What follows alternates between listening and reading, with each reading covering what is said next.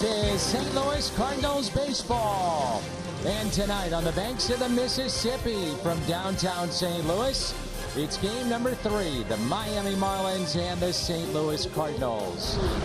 And with Erica Weston and Brad Thompson, I'm Dan McLaughlin. Welcome to the broadcast booth here at Busch Stadium. Cardinals trying to bounce back after being shut out last night. We've talked about this a lot, Brad. The fact is, the Cardinals are a better base running team than they've been the last couple of years. Fundamentally, defensively better, and that doesn't happen by accident. They put the work in. No, they do for sure. And look, even in the big leagues, you are always working. You are always learning. Harrison Bader here working with one of the best to ever do it, Jim Edmonds, on the transfer, picking up the ball, working on your throws. This stuff just doesn't happen. Harrison Bader is good by himself. Well, he keeps trying to learn and get better and better, and so does Jose Martinez. Jose Martinez in the lineup tonight. He's been working a lot with not only Jim Edmonds, but also the other Cardinals Hall of Famer, Willie McGee. We had the chance to visit with Willie and ask him, what are you working on specifically, and the approach with Jose Martinez.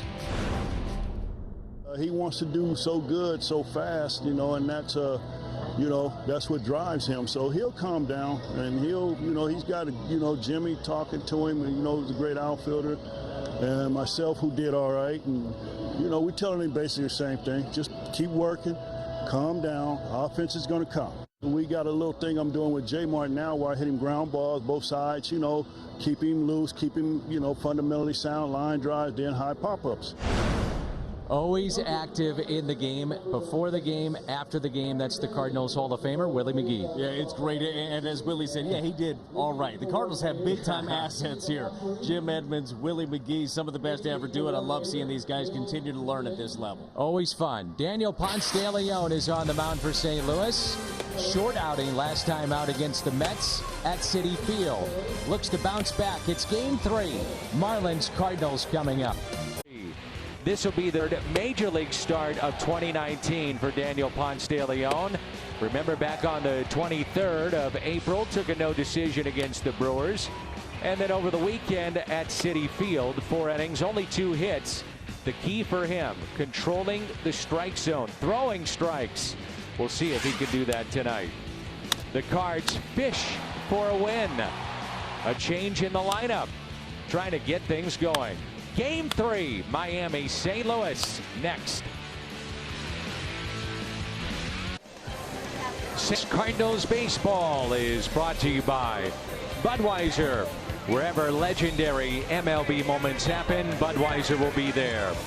And by Chevrolet, the #1 selling brand in the St. Louis area. Find yours at your Mid-America Chevy dealer. Cloudy, little windy here in downtown St. Louis, and the temperature ideal, 81 degrees. With Brad Thompson, I'm Dan McLaughlin. Erica Weston, our reporter on the scene, as the Cardinals are trying to bounce back after being shut out last night, and they'll turn to the young right-hander Daniel Ponce de Leon. Ponce getting the opportunity again after a shorter start than he would have liked against the Mets. We know that Ponce is a competitor out there, and he loves his fastball. Hyundai pitch arsenal for Daniel Ponce de Leon: 75% fastball, curveball, changeup, cutter.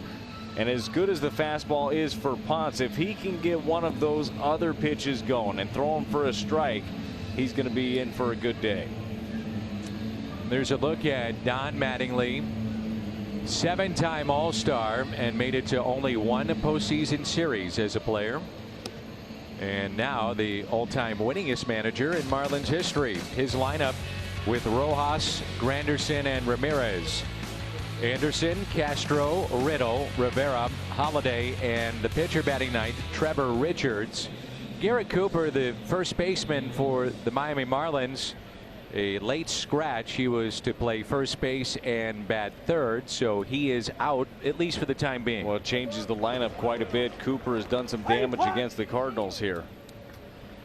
And Miguel Rojas, well, you win last night, you stick with the leadoff man, and that was Rojas in game 2. And the first pitch is a strike, and we are underway. Rojas had the late double against John Brebbia last night. You're right, if it ain't broke, don't fix it. That's what the Marlins are saying right now.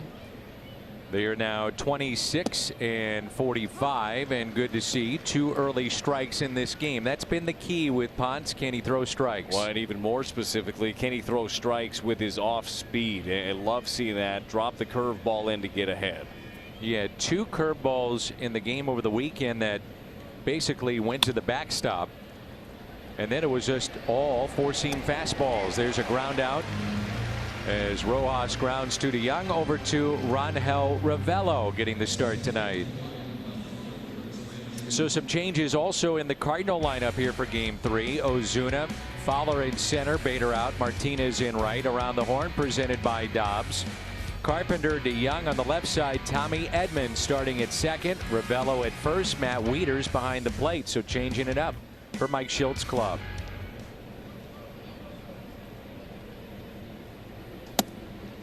Here's Curtis Granderson. 34 of the first 36 pitches, by the way, by Daniel Ponce de Leon. 34 of the first 36 fastballs. Letting it eat. Got a feel for it. Actually set a season high record. 85.7% 4-seam fastballs in that game. Wow. Single season high mark this year, as Brad mentioned, and it's out of play. Curtis Granderson, 2 balls and 1 strike. But that's kind of who Ponce is. He'll tell you, I just want to go mano y mano, so here's my best, go get it. Well, which is great, but you have to have something else, and you got to be able to throw something in there for a strike.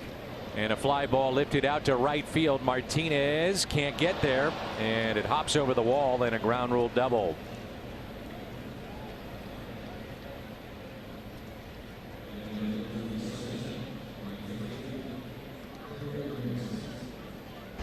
We haven't seen too much from Granderson so far this year. Not a huge shot, gets a fastball, good balance swing, gets it in the gap, and that's going to be the thing for Daniel Ponce de Leon in this game. The Marlins will sit on the heater until you just prove that something else in that zone can get there. So it could be the curveball. We saw a very good one to Rojas. Maybe it's the cutter, maybe it's the change. But there's going to have to be a wrinkle that he can throw for a strike. Harold Ramirez batting .331, couple of home runs, and has driven in 16. First pitch taken for a ball. Cardinals asked for a little help from our first base umpire Tom Hallion. He says he did not go. Pitching, starting pitching specifically. There's a look at the umpires. Story in this series. Miles Michaelis, 6 innings. That was in game 1. And then last night, Jordan Yamamoto. And he was the story against Jack Flaherty. And Flaherty deserved a better fate for the St. Louis Cardinals. He went 7 innings, 3 runs, only 4 hits, and struck out 8. Yeah, the 2 home runs ended up being what hurt him. It was Castro and Cooper. But Yamamoto last night, wow, I mean, he just continues to attack. 2 games now against the Cardinals. He's showing off everything. He's got 5 different pitches. He throws them all for strikes, and he competes. And the Cardinals have not figured him out yet. He became only the 2nd starting pitcher since 1893 to hold the same team scoreless in his first 2 outings. And the 2-0 pitch now to Ramirez. And that's out of play. Also the first pitcher since Nick Maddox in 1907 to beat the Cardinals twice in a 7-day span when the first game was his debut. That's 112 years ago. So you get the point. It doesn't happen very often.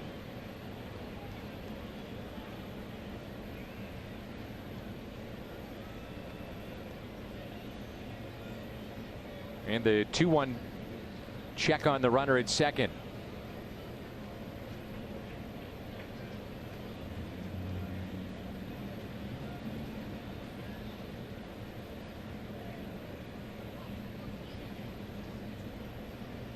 It's Freddie Gonzalez, managed this club, third base coach. Good fastball, 2-2.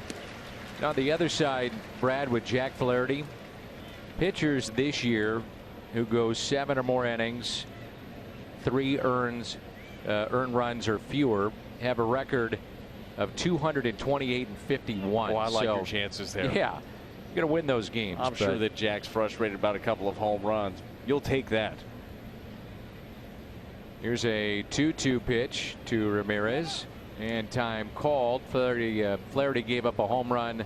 Starlin Castro in the 5th, and then Anderson a 2-run shot in the 7th, and that was the damage done against Jack and his 3 runs that he allowed. Very good.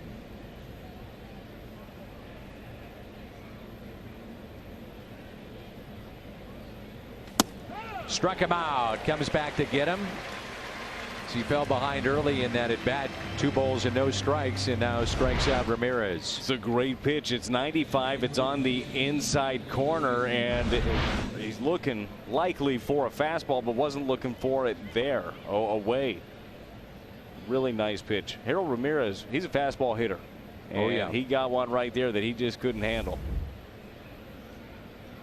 So here's Brian Anderson. Anderson with 8 home runs has driven in 30, batting .246. Granderson, the runner at second base. And it's popped up. Matt Carpenter right on the line, now backs up and makes the catch. The ground rule double by Curtis Granderson, then left stranded. Cardinals coming up in the home half of the first, and there's no score. Matt Carpenter at the St. Louis lineup. The Cardinals starting play tonight, 37 and 35. And the Cardinals, despite the fact that they lost last night, well, Milwaukee had dropped 2 straight along with Chicago, and they began the start of play just 2.5 games back. So when you're shut out, sometimes you like to change things up, and that's what Mike Schilt has done. Carpenter to Young, then Jose Martinez, Marcelo Ozuna, Ravello, Fowler, Edman, Wieters, and Daniel Ponce de Leon. Certainly a good opportunity to give some guys a chance out there. A couple of first starts in this ball game for Ravello and for Tommy Edman. And the first pitch taken for a ball by Carpenter. So Mike Schilt on his bench, Colton Wong, Yadier Molina, Paul Goldschmidt, Harrison Bader. Strong bench. You bet. 1-0 pitch. Trevor Richards on the mound, the Jacksonville native. He was not drafted out of college and went to Drury College. Hyundai pitch arsenal.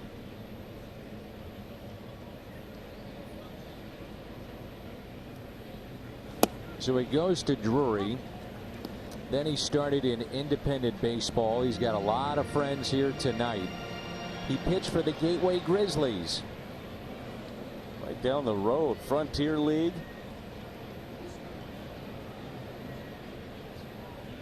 Here's a 1-2.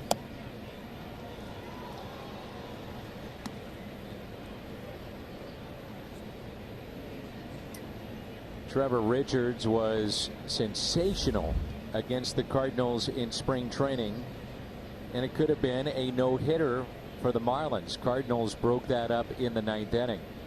The 2-2. Drury College Division II, the Panthers from the Great Lakes Valley Conference. And the 3-2 pitch. Carpenter couldn't pull the trigger and strikes out.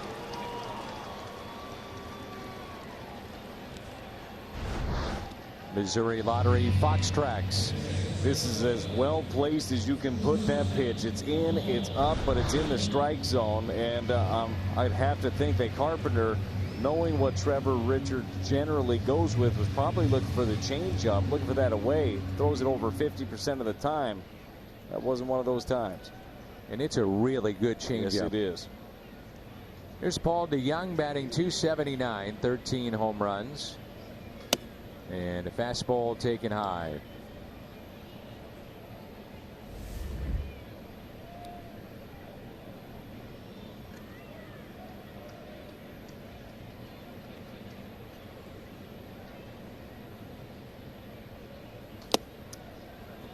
That's what happens too. Sometimes you think change up, and then all of a sudden there was a fastball right down the middle and you can't catch up. I mean, 93 when you're looking change up can look like 97, 98. Phil Cuzzy getting down with the catcher and even applying his hands there, almost balancing himself with the catcher. And many umpires will do that, put a hand, sometimes two, on a catcher. And sometimes they'll push the catcher, as we saw. I'm not sure I'd love that. Many years ago with Mike Matheny behind the plate. Never forget that. We were in Houston. It was, two teams that were going back and forth many years. Brad, you were part of some of those games, and home plate umpire was pushing Matheny. And Matheny even turned around and was like, come on, man. What is going on here? And we started to look at it. It was unbelievable. That's off the end of the bat. And Major League Baseball did quietly handle the situation. You have to. But, man, it was a bad look. It's basically, it's not basically, it is. It's interfering with the game. Yeah. Well, you could get a guy hurt, too. And the 2-2 pitch taken high.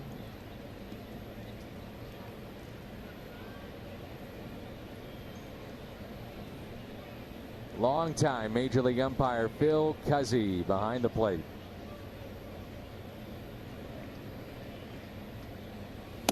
And a strikeout of the young back-to-back Ks for Trevor Richards. Marlins defense tonight. Round the horn presented by Dobbs, Granderson, Riddle, and Ramirez. And that's a look at the infield. Brian Holiday getting a start behind the plate. So a couple of strikeouts, both coming on a 3-2 pitch. Both coming on fastballs. Coming into this game, 45 of his 69 Ks had been on the changeup. Sometimes, as you mentioned, pitching backwards, scouting reports, everybody knows. There's so much information now that you're playing cat and mouse. I mean, it's a chess game all season long. I'm more of a checkers guy, Dan. Is that right? Yeah, I never learned how to play chess. That might be a little bit shocking to you. What's a thinking man's game? That's what I've heard. That's what I've been told. King me. That's what they say, right? That's my style. Have you been to the Chess Hall of Fame? I mean, Central West End? I think I just told you I haven't played, so no, I need to go. I heard it's awesome. It actually is very neat. That's what I hear. I had the chance to MC the award ceremony for the Chess Hall of Fame right before spring training. And believe me, I felt out of place. There were a lot of smart, bright people in there. Here's a 3-0. And that's taken high. I understand that you were not invited to that, and when I said there was a lot of smart, bright people there, you didn't interject and say, "No, Dan, you're fine." Oh, no, I was going to. There was a pitch, and I didn't want to step on that. You let it breathe a little bit. This stuff. Yeah. Toyota key to the game with Brad Thompson. Oh, you know what I want to see today? I want to see a lumbering effort. No, not like a lumbering, like a lazy. No, I'm talking about a fight at the bat rack. Everybody's driving the ball in the gap. Everybody's excited to get in there. This Cardinal offense, they've made some switches today. A couple of guys getting some opportunities. Look, the bat's got to get going for the Cardinals. We want a big-time lumbering effort. That was the first 4-pitch walk for Jose Martinez here in 2019, and now it's Ozuna. Room on the right side of the infield. We're just underway here at Busch Stadium.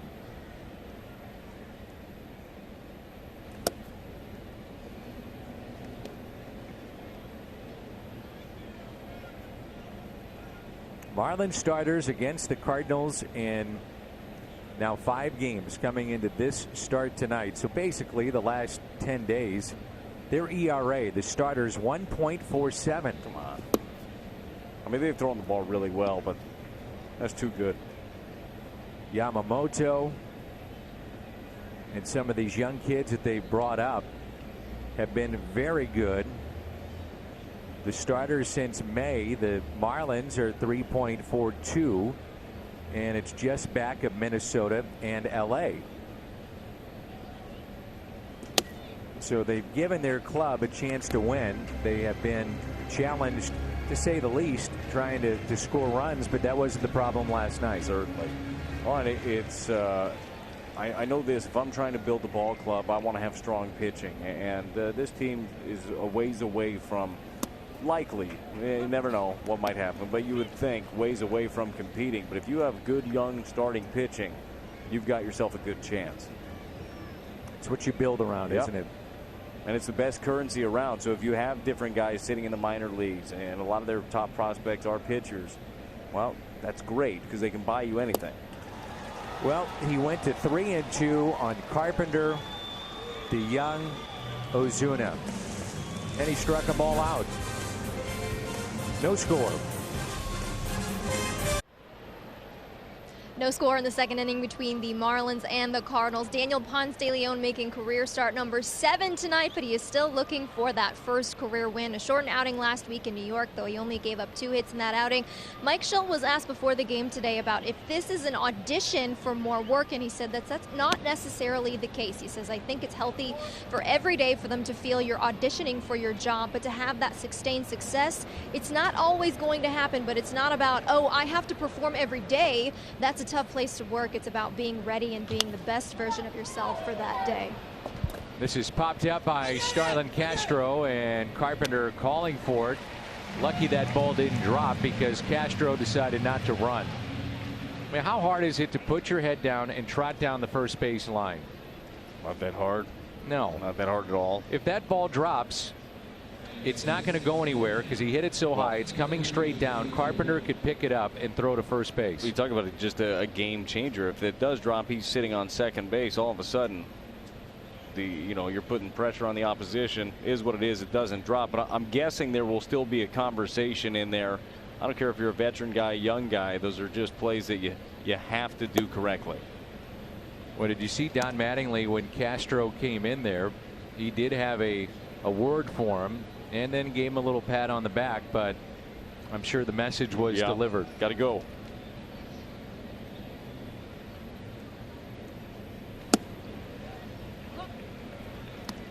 Here's JT Riddle hitting 197. 2 home runs, has driven in 4. It's just not a good look, and especially with young players. And Don Mattingly's trying to get the most out of his players. Well, and Castro is one of those guys that's been around this game for a long time already. He's a veteran, and he might be a guy that some of the other players, look to. I'm sure halfway up the line he realized his mistake and knew what he did, but got to do it. It should be second nature. It should always be second nature. Just run. Well, Brad, I don't even know if he was halfway. He may have been a third down the line. I gave him a little bit. Now, you could say that I thought it was going to be a foul ball. Yeah, and you can say that, but you can't take it for granted. And the 3-1 pitch. 3-2.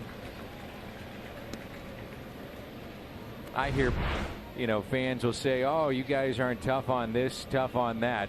And I will say this, the one thing I will get on is if you don't hustle. And there's no excuse for it. Yeah, and I gave him a lot with the halfway. And a strikeout of JT Riddle, and that's number 2. This is as you know, extremely hard game to play, and to play it at this level. They're the best in the world, and I don't care if you think the player is awful. He's still one of the best in the world. But the one thing that player can control is effort. So 2 outs and nobody on. Yadiel Rivera. And here's the other thing. You can disguise going down the line and putting in a little effort. I'm not saying you got to sprint around the bases, but man, oh man. You can 70% can look good. Put your head down, run through it, and you'll get no argument from most people. I got a feeling we won't see that from Castro again today. If you do, he'll be on the bench. You would think. Rivera hitting 167, and so he was the late insertion into this lineup for Miami for Cooper. Made a tremendous play last night on a pop-up near the tarp. There's a ground ball handled by Rangel Ravelo. And a 1-2-3 for Daniel Ponce de Leon. Reminder that you can pick up your ice cream sundae presented by Prairie Farms. All Sundays, every home game, prizes, free frozen treats while supplies last. And that'll be this Sunday with Albert Pujols, Shohei Ohtani, Mike Trout in town. And here's Rangel Ravelo, who is at first base tonight. Goldschmidt sits. Ravelo looking for that first major league hit. Trevor Richards on the mound. Went to Mater Dei High School in Breeze, Illinois. And he's got a lot of friends. They made some noise. You could hear them after the strikeouts of the Cardinals in that first inning. Yeah, a lot of Richards jerseys rolling around this place too, and it's got to be special to get an opportunity to play in front of family, friends in a stadium that used to come as a fan. Pretty cool. From small town in Illinois that's about 40 miles away from Busch Stadium. So talked about coming to the ballpark an awful lot. 3-0 the count on Ravelo. Swinging away, hit up the middle, backhanded, and nice play by Starlin Castro.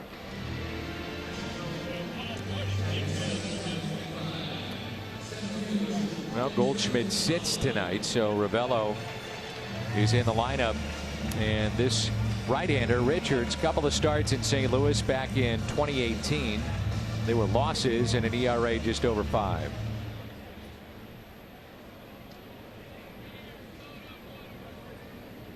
Now Dexter Fowler.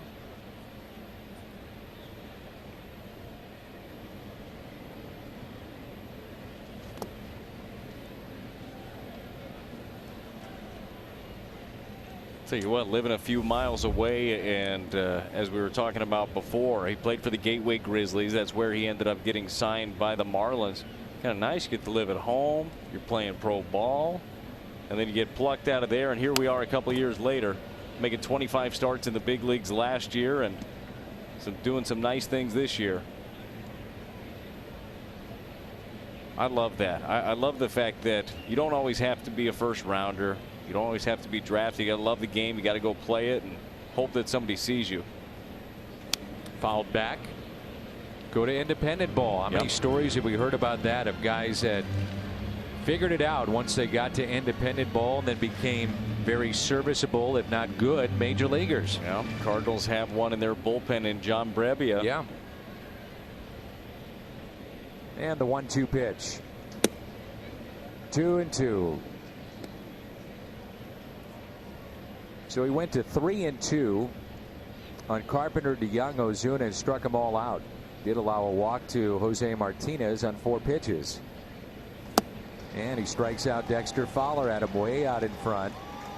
It's the first batter he hasn't gone to a 3-ball count to. But there's that changeup we've spent some time talking about. Nice circle change. Just dives away from the left-handed hitter. Tight rotation.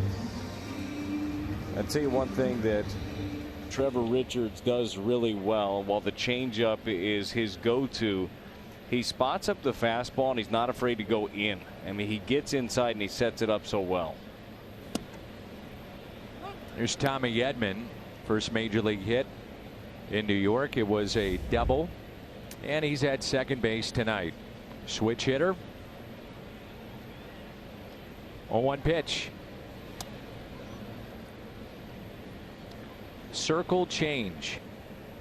I mean, literally, it's with your thumb and forefinger making that circle on the ball, on the side of the ball. And guys throw different variations of the circle. Some throw a 4-finger circle change, some throw a 2. Another good one there. And a ground out off the bat of Tommy Edman, and a special guest coming up when we come back. African American Heritage Night here at the ballpark. Dr. Ray Doswell from the Negro Leagues Baseball Museum in Kansas City, kind enough to join us, and can't thank you enough for what you do in Kansas City and nationwide with baseball. How exciting is a night like this for you? I'm extremely excited because I'm a lifelong Cardinal fan, number one. Oh, okay. I'm originally from St. Louis. Really? So, but I've lived in Kansas City for almost 20 years now, and they don't tease me anymore about the '85 World Series. Good. Well, now they won again, so it's all good, right? It's all good, and but you know, there's a lot of euphoria, obviously, in the city now, and there are a lot of Blues fans in Kansas City as well. Absolutely. You know, so they're excited. I was out exercising with my Cardinals sweatshirt on, and a jogger ran by me and said, "Go Blues," and it was great. Here's Brian Holiday, and that'll lift to Dexter Fowler, and the catch is made. Tell us, and I try to speak about the museum all the time. I've been there multiple times. Whether you like baseball or not, it's a walk through history. It's so important. Tell us what's happening right now at the museum. It's an exciting time for us right now. Next year is the 100th anniversary of the founding of the Negro Leagues, which was February 1920. And the museum is gearing up for that. But right now, we'd welcome Cardinal fans to come on up this summer. First of all, if you can sneak away this weekend, I mean, with the great celebration tonight with the Cardinals for African American Heritage Night, the Royals will do their annual salute to the Negro Leagues this coming Sunday, and they'll wear the old Monarch uniforms. They're playing the Twins, another hot team. So that should be an exciting day in Kansas City. And while fans are up there, through August, and I know the Cardinal fans will be up when the Cardinals come to town, we have our art exhibit up, Shades of Greatness. It'll be there for fans to see when they come up as well. So we're gearing up for a big year next year. We got a good summer this year, so it's exciting. Come up, learn about African American history and baseball history. This is Trevor Richards at the plate, and there's a strikeout.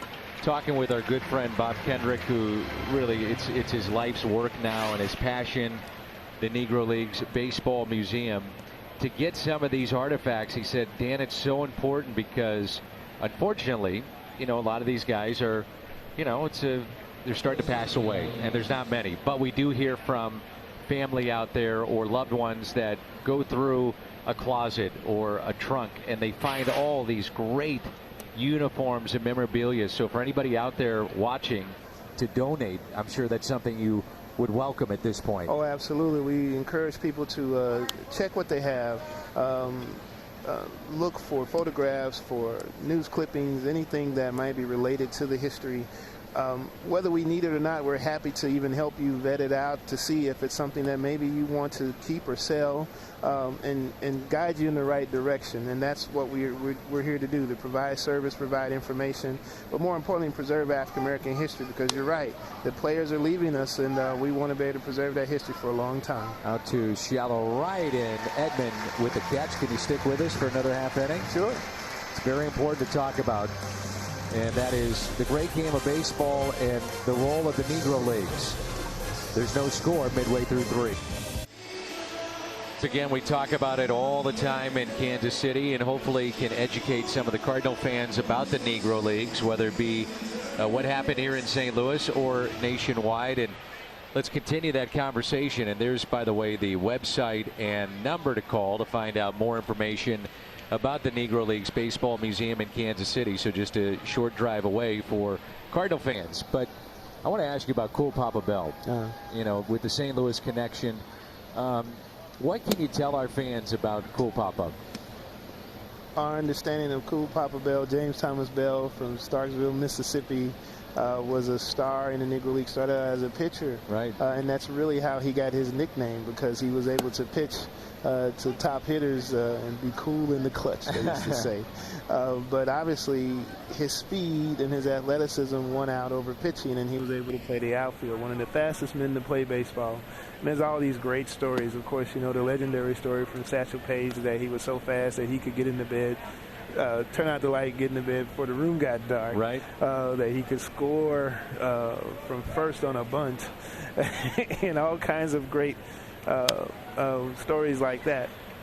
But more importantly, he became someone who was a mentor to a lot of players. He coached in the Negro Leagues as well after his playing days with the Monarchs. So it was one of the people who recommended Ernie Banks to the Monarchs, and ultimately Buck O'Neil, who eventually passed on to the Chicago Cubs and got Ernie Banks to Major League Baseball. And, of course, was a mentor to the great Lou Brock as well. You bet. Signed him, brought him to Chicago, and that's right off the mask of our home plate umpire, Phil Cuzzi. My understanding was that once Cool Papa settled in to St. Louis after his playing career, and he was going to be inducted into baseball's Hall of Fame, they couldn't find him, and then they finally tracked him down, and he was working as a janitor at City Hall. Is that true? Yeah, that's my understanding, and it's not uncommon for a lot of the ball players during that period. Many of them had kind of faded into obscurity. Even someone as prolific in his day as Cool Papa Bell.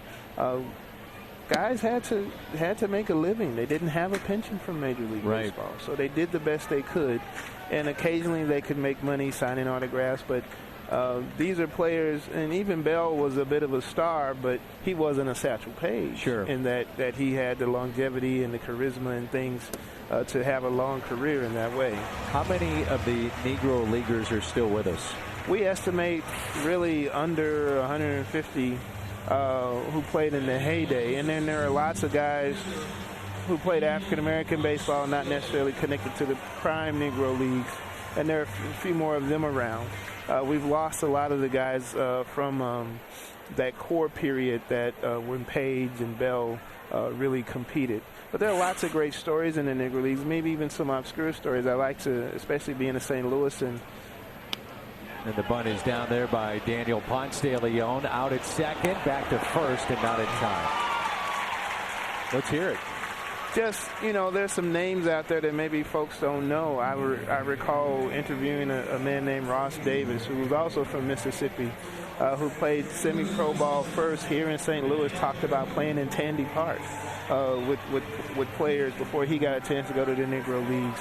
Maybe folks may have heard of Theolix Smith, who was a knuckleballer from St. Louis, who played in Mexico and in the Negro Leagues. Folks may have heard of Sam Jethro. I know you're probably too young to remember Sam Jethro, but he was from East St. Louis and was Rookie of the Year with the Braves, teaming up with Henry Aaron. And some folks may remember Elston Howard from Vashon High School, multi-sport athlete who could have played Big Ten college sports, but signed with the Negro Leagues with the Monarchs, and then ultimately became the first African-American to play for the New York Yankees, ultimately replacing another St. Louisan in Yogi Berra. Ties in, doesn't it? Yeah, it's a very interesting history. We encourage folks to come to the museum to learn about those players, the great innovations that they made in the Negro Leagues, and it's a very broad story, and it really covers the history of America in a time that was, not great for African Americans. But what paved the way for players like Lou Brock and Bob Gibson and Orlando Cepeda, and it's important. The Latin players are also very important. Yes. I want to challenge you on something. Next time you and McCarver are in San Francisco, seems like McCarver always gets the best gigs with the best food. Oh, you're perceptive. But when you go to San Francisco, get Orlando Cepeda, because there's somebody who knows. I mean, it's great to hear those stories about the 60s and the Cardinals, but ask him about his dad. His dad played in Puerto Rico with Josh Gibson and those players. He knows as much about the Negro Leagues as anybody and is just knowledgeable. We actually talked about it one time. Good. It was amazing. It was amazing. And I think these nights are so important, and to have you here in the booth, it's so important. This is Carpenter 2-2 the count, because if you went to a young kid and you said, hey, did you understand that black ball players were not allowed to play in Major League Baseball? What? Yeah. Are you crazy? And it's really not that long ago. So it's important that these young people understand not just about baseball, but what was going on in the history of our country, as you mentioned. Absolutely. And, of course, these issues of race and things, of course, they still rear their ugly head today. Yeah. But we hope that sport and baseball can be an entree to teaching the young people about a safe way to on-ramp into talking about discussions of race in our society. And we think that at the museum we strive very hard to do that. And that pitch taken inside by Matt Carpenter. At nights like this, with African American Heritage Night and what the Royals do with us to have the Negro Leagues tributes is important. And the young people can see today's stars talk about this history. I'm reminded of especially the Royals hosting Negro League nights, and they wear the uniforms, and the Royals usually play pretty good, except for that one game they had a few years ago when Albert Pujols was the Cardinals were in town. I remember. Took them deep. But what I remember about that day was we had the Negro League players there, Buck O'Neill and Ted Double D Ratcliffe, and Mike Shannon made a point to bring Albert over to talk to them. That's tremendous. And that was the first time I met Albert, and I haven't met him since because he has ties to Kansas City, and he comes to the museum. And so many of the other young players come there as well, and so the young fans see that as well, and they know these guys have been to the museum, and so they piques their interest as well. Absolutely. So 2 runners on, 1-0 the count here on Paul DeJong. And there's a strike. There's also the Buck O'Neill legacy seat, which is there for every game. So you may not be wearing the uniforms, it may not be a heritage night, but yet that seat is there to remind everybody what it's all about. Yes, and Buck was such a presence at the stadium. People loved him, and he always loved to tell stories, and he was never one to tell a lot of folklore, because he would say you don't need to believe the lie because the truth is better. Yeah. And but he was such a great ambassador for the museum, such a person who wasn't really bitter. No, not at all. Not at all. I that floored me every time I talked to him, how positive and upbeat and excited he was to talk about it, and never in a negative kind of way. He was just so positive. Indeed.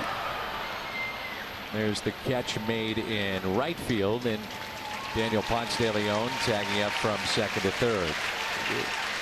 How do you sustain it? Is it through donations? Is it through bodies coming through the turnstiles there? How do you do it? All of it. So we have a membership program that folks all across the country can join. You can just make a donation to the museum through the website. We sell merchandise and memorabilia, and we have a licensing program. If you see Negro League marks and logos on shirts and caps and things, more than likely we own them, and folks can go and buy that material, of course, from our shop, but also all around the country. We have licensees as far away as Japan and in Europe as well. Are you concerned about African Americans playing the game now and the lack of participation? Well, I'm one of those who I would love to see more African Americans play baseball. My hope is that young people are not being denied an opportunity to play the game, and I think Major League Baseball is addressing that. I will tell you, though, when the young man Kyler Murray was thinking about making the switch, I was a little upset with baseball. I said, why don't you recruit him, to play baseball, just like he's being recruited for college? Sure. He's not only is a fine athlete, but he seemed like a fine young man. We need more people like that, regardless of color, but especially because of who he was and his background. We should have put the full court press on players like that. Do you think there needs to be more attention to the Negro Leagues? Now, we have Jackie Robinson Day, and he played in the Negro Leagues and broke the color barrier in the game, but does there need to be, as we move forward and past the Negro Leagues and those players, do we need to have more attention towards it in Major League Baseball to shine a light on it? Well, I want to commend Major League Baseball because they've been a big supporter of ours for a number of years. We always do something with the All-Star Game. We have a large exhibit at the All-Star Game Fan Fest, and they've even gotten more exhibits through other partners to have in the All-Star Game city. So if you go to Cleveland this summer, you'll see our presence there as well. So I think they're being very supportive. But I welcome more attention as much as possible. And it's important for folks to understand the shoulders upon whom Jackie Robinson and the other players stand. Do you hear from modern players? Now, I know when the Cardinals go through, and we'll have players from Puerto Rico and Mexico, black players, white players, they all want to go to the Negro Leagues Baseball Museum. Are you finding that these players, the modern player, understands what those gentlemen did and have a true appreciation of it? I think they do, and perhaps maybe when they first get there they don't, but after a while they see it and they understand. They see themselves in those young men in those photographs, and they enjoy it. Wonderful to have you here. Thank you so much. It's an honor. God bless you, man. Thank you. It's awesome. And again, NLBM.com. We'll be giving that website throughout the night. Negro Leagues Baseball Museum in King. Score scoreless in the fourth here at Busch Stadium. Rangel Ravelo making his first career Major League start at first base today. Paul Goldschmidt getting a day off. 4 regulars out of the starting lineup today. Mike Shildt saying that is not reactionary despite the struggles of such Paul Goldschmidt. 0 for 8 in this Marlins series so far, but the rest day for Goldie is twofold. The rest came more along the line Saturday in New York City. He wanted him on the field for Dakota Hudson, but today it's more about taking a reset. He said it works out well because he was really hoping to get Ravelo a start as well. The guy has been cleaning up in the minors. He deserves it. He has earned it. But with Goldie, there is a presence in the lineup you can't really put a figure on. But he said, I hope that's what people appreciate about Paul Goldschmidt. It just makes people around him better. There is no number that can validate that. It's just real. Definitely a lineup change, and I mean a big one here tonight for Game 3 against the Marlins. Well, and it does make sense. Look, twofold. You get an opportunity to a guy like Ravelo who has earned every bit of it, and Goldschmidt gets a breather. And as Erica was talking about there, I mean, it's absolutely right. Paul Goldschmidt, his name still, I mean, people fear him, and it does change the lineup for other guys. He's not exactly where he wants to be right now, certainly. And, I mean, if track record means anything, which to me it means everything, it means what you are, he will get it going. But it's not just that, it's what he does in the field, it's the base running, it's all the little things. I know you don't get the contracts like he does just for base running and all the little things, but the big stuff is sure to come for him. But I'm excited to see Ravelo today too. So here's Curtis Granderson, top of the fourth of a scoreless ball game, and he spins away there. Well, we've talked about the Blues being the fourth quote-unquote major sport in St. Louis to have a championship. St. Louis Hawks, football team that was here, the Cardinals and the Blues. But before any of them, and you may not know this, there were 3 championships won by the Negro Leagues team that was here. As Granderson pops it up, Carpenter giving chase, and it's out of play. The St. Louis Stars, and they were originally the Giants, they were here, and there were some great, remarkable players that were here in St. Louis, and he mentioned Cool Papa Bell being probably at the top of that list. Oscar Charleston is a name that I'm sure if you're a lover of baseball, you've heard that name before, and that's inside. Spent just 1 season in St. Louis. Hit .444, that wasn't too shabby. And that's just a bit low.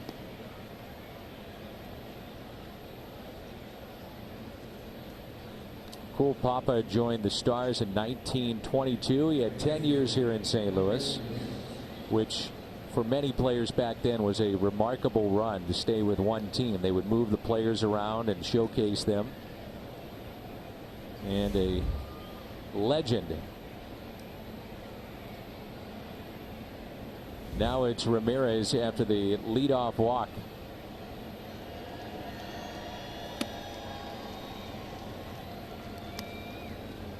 Cardinals have honored the Stars. They've worn those replica uniforms before. 1997.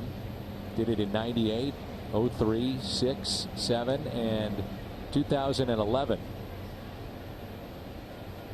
Certainly a rich history of baseball in our region. I'll never forget Buck O'Neill saying to me when we were talking about great African American players that played for the Cardinals, and he said, well, what do you think of Ozzie Smith? I think he's the best defensive shortstop I've ever seen. Maybe best defender I've ever seen. And Buck was great and quick-witted, funny, smooth. And he said, well, you probably don't know who Willie Wells is. And I said, well, that's a shortstop. He said, that's right, which I think surprised him. Yeah. And he said, by the way, that's the best shortstop that ever played in St. Louis. That's what Buck O'Neill said. Yep. Stars played in Stars Park, that was located at the southeast corner of Compton and Laclede. 1 ball and 2 strikes and a swing and a miss. I said, wait a minute, better than Ozzie? Killing me here, Buck. That's my guy. Well, you saw Ozzie. It's easier for you to say when you saw it. Ponce does a great job climbing the ladder right here. Ramirez loves his fastballs. Came in hitting him at a 384 clip. Not going to be able to catch that one upstairs. So following the walk, it's a strikeout, number 4 tonight for Daniel Ponce de Leon.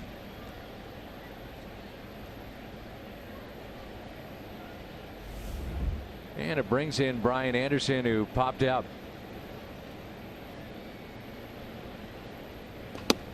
Another fastball, no surprise there. Little cut maybe to it. It's a good pitch right there. I know there are fans that hear, well, it's a 4-seam fastball. What's a 2-seam? I hear you guys talking about it all the time, and maybe you can explain that. Well, you're going to see a lot of 4-seam fastballs from Daniel Ponce de Leon, and it's just the way that you hold it. You hold it across the baseball. The part of it that looks like a horseshoe, you grip it across that. And the reason it's called a 4-seam fastball is because you see 4 seams over and over again as it's rotating. It's the truest fastball that you can throw. The seams just catch the air, and see a lot of guys have that 4-seam that has the appearance of just like riding, almost rises in there. And a grounder hit up the middle. DeYoung a flip. Edman to turn. It's a double play. 6-4-3 on the double play. First turn by either side tonight. We're midway through 4. And there's no score. The Cardinals have Ozuna, Ravello, and Fowler coming up.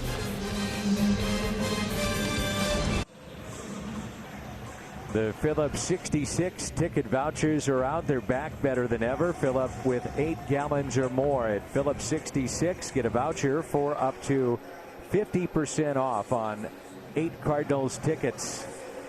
Cardinals.com/Phillips 66. And by the way, the Negro Leagues Baseball Museum, 10,000 square feet. And that's at 18th and Vine, historic district in Kansas City. Here's Marcell Ozuna. Cardinals, by the way, Brad, scoreless streak has reached 12 innings now. All right, that's enough. That's enough. That's it. One swing of the bat changes that. Now that was it. You just got to straighten it out a little bit. It's going to feel so good. Nostradamus next to me.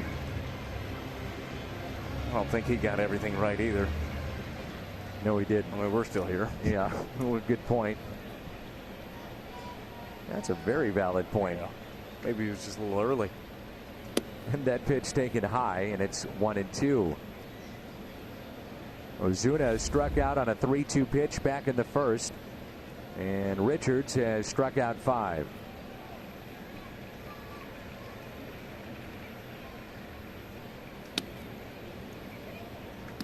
So Trevor Richards coming into this game, he threw his changeup just as much as his fastball, right around 40% in each of them. We've seen him really mix in the slider a lot in this ball game, more so for effect. There's one right there, showing a different look. It's been effective to him, and then you can go back to your bread and butter. But I like the way that he's been pitching. Kind of tired of saying that about Marlins pitchers the last few days, but he's mixed it up well. And the 2-2 taken high.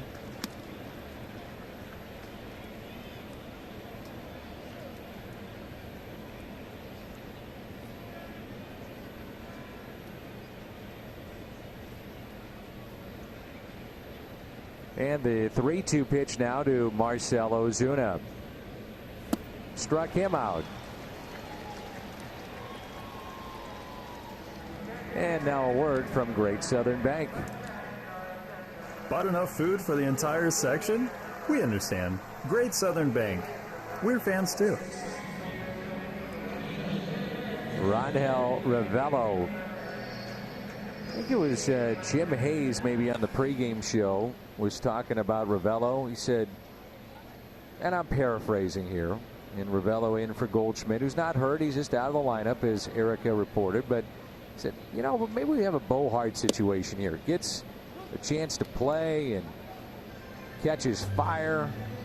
And Ravello, all he's done since he came to the Cardinals organization is hit. Been with the White Sox and the A's. And a ground ball hit to short. And Ravello is 0 for 2. This date in baseball history. Speaking of Bo Hart, makes his Cardinal debut back in 2003. See more at Fuse.com. Living in Memphis, Bo Hart. And 18 hits in his first 7 games. Do it, Bo. It's a major league record. Bo Hart. Grew up in Oregon, played college ball at Gonzaga. 18 hits in his first 7 games. Hey, you know, Bo Hart was the mayor for a while around here and just tore it up as soon as he hit the scene here in St. Louis. Still to this day, walking around the ballpark, you'll see your random Bo Hart jerseys out there. I mean, they love them some Bo. Rightfully so. Played 10 minor league seasons, 4 different organizations: Cardinals, Rockies, Cubs, and Baltimore. Retired back in 2008 and the 02.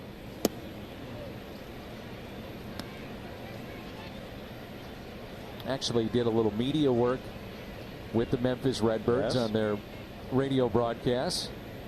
And the 1-2. And Fowler strikes out, and that's 7 tonight. 7 through 4 innings.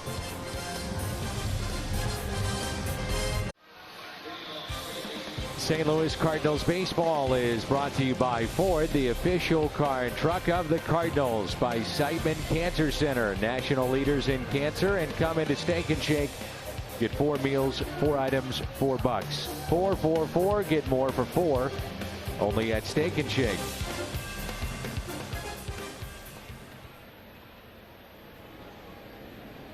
Where is the offense right now for St. Louis? Do factor, right? I mean, it's got to be coming soon.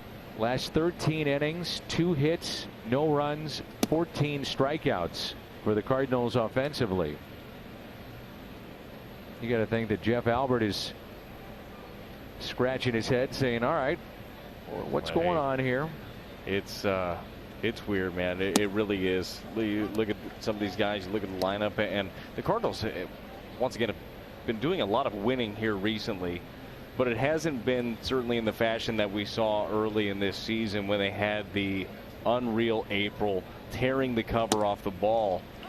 I mean, that's kind of what, personally, Dan, I expected throughout the season was that's what they were going to be. It was going to be gap to gap. It was going to be home runs all year, and I still believe that that's going to come. But right now, you got to figure out ways to put the ball in play. You got to figure out ways to win ball games. And it's 2-2. Great April, poor May, and we're still trying to figure it out here in June. Look at the runs per game. Let's do some March, April stuff. I'm with you. 2-2 pitch. And it's popped up to the right side. Ravello gives it a look, and it's out of play.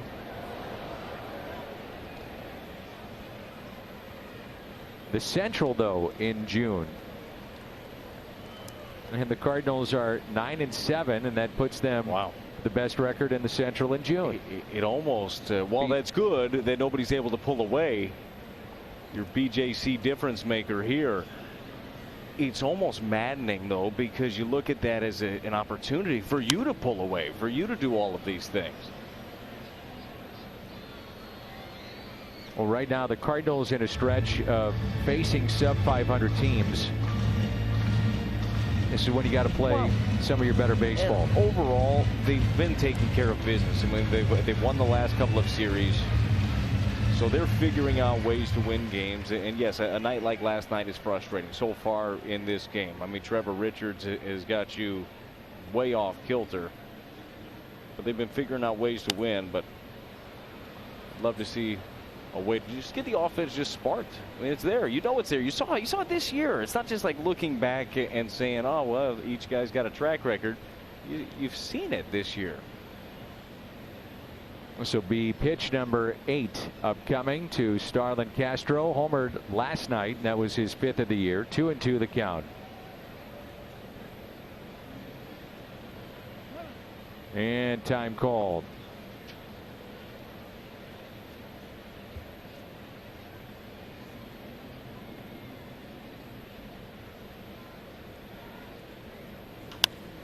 Popped up again right side. Ravello over, out of play.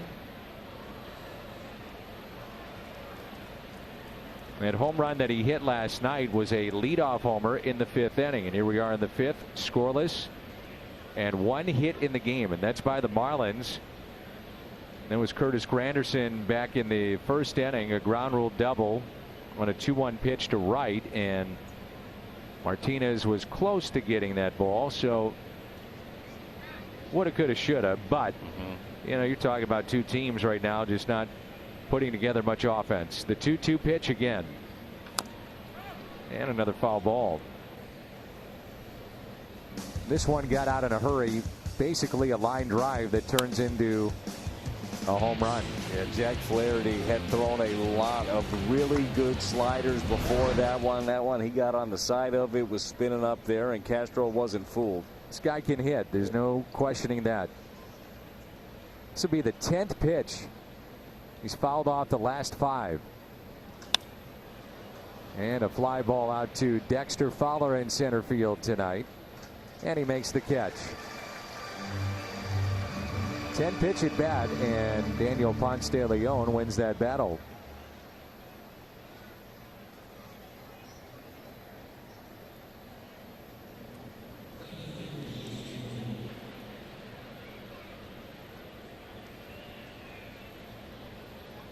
Beautiful night here at Busch Stadium. Erica Weston, our reporter.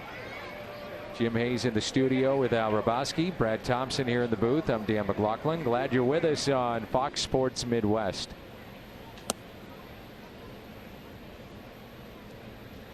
Cubs in the top of the 4th have a 5-3 lead over the White Sox. Cincinnati again beats Houston 3-2. Pittsburgh in the top of the 7th leading Detroit 8-7. One thing is for certain, Daniel has a very good fastball. He's got a little extra at the end. It almost rises, it seems like. And you know, you just wonder if he could master a secondary pitch, that breaking ball, how good he might be. I agree. We've seen a couple of good ones, and then we've seen some that fly out of his hand and, you know, just struggles with the consistency. This inning, actually, we've seen a couple of good changeups from him. He threw one to Castro that he fouled off. Just threw one here 2 pitches ago for a strike. It's tough. I mean, he's likely to be. I mean, he's going to be a guy that throws his fastball a lot. He's got a great fastball. He should throw it a lot. But the development of that secondary pitch is going to be next level for Daniel Ponce de Leon. I love the way he competes. I love how fast he works when he's out there on the mound. He's got a fire to him. And that's fouled back.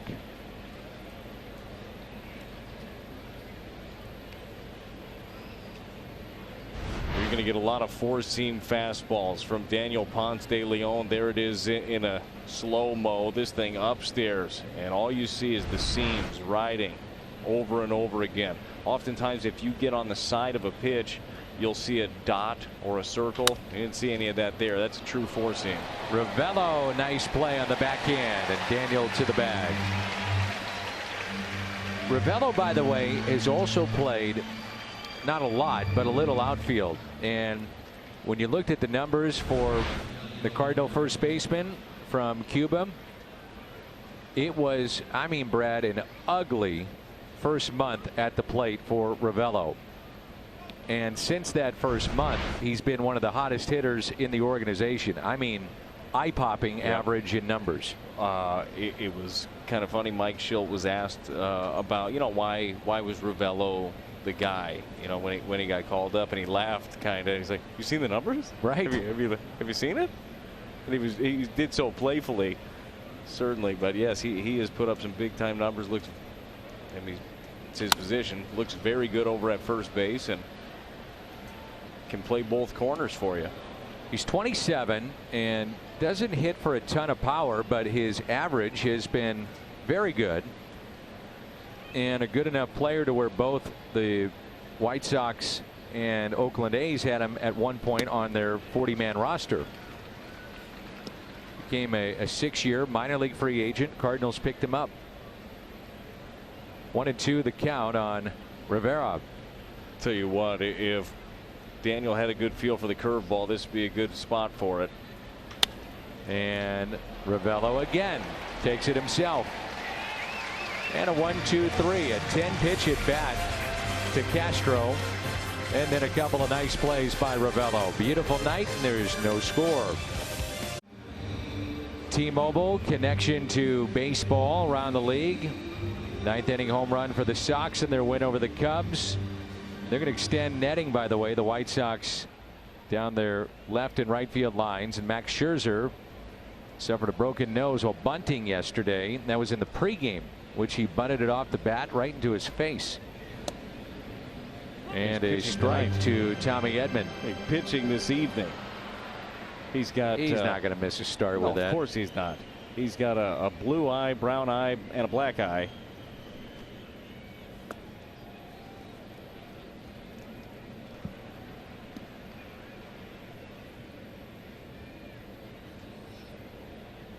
One ball and one strike.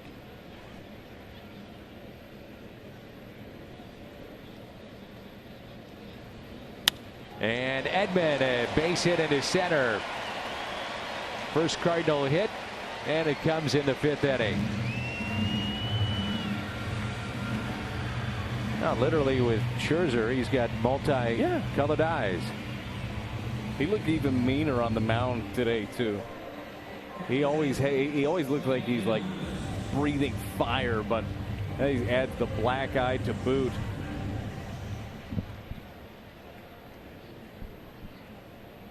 Here's Matt Wieters, who walked back in the 3rd. All he's done is 7 innings and punched out 10. Not bad. That's all right. And Wieters hits it down the right field line. It is hooking, and it is a foul ball.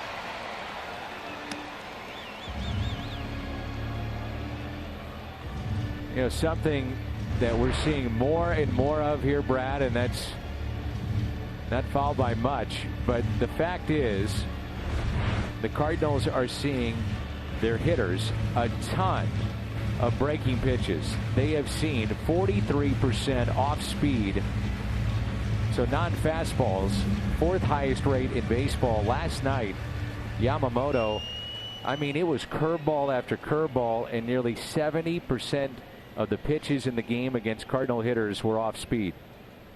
Well, if they don't make the adjustment and you're having success, you're going to keep seeing it, and you'll use your fastball to spot stuff up. And to that point, you're seeing a little bit more of it in the ball game today with Trevor Richards. He's thrown quite a bit of off speed. He's used his fastball effectively, but he's only used his fastball 33% of the time tonight. 0-2 pitch, and Wieters lifts it in the air to center. He's in a rut right now over his last 23. And it'll bring in Daniel Ponce de Leon. Want to wish a happy 91st birthday to Janetta Baggy. Janetta is mom to Rick Baggy, president of Central Bank, great partner of the St. Louis Cardinals. So happy birthday to Janetta, 91 years young.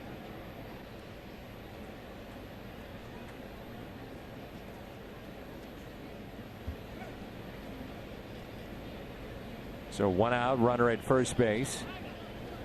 Now time called. Rosie Johnston be 83 in a couple of weeks, and she's from Farmington and not feeling all that great right now. So we want to wish you a speedy recovery. See you here at the ballpark, Rosie.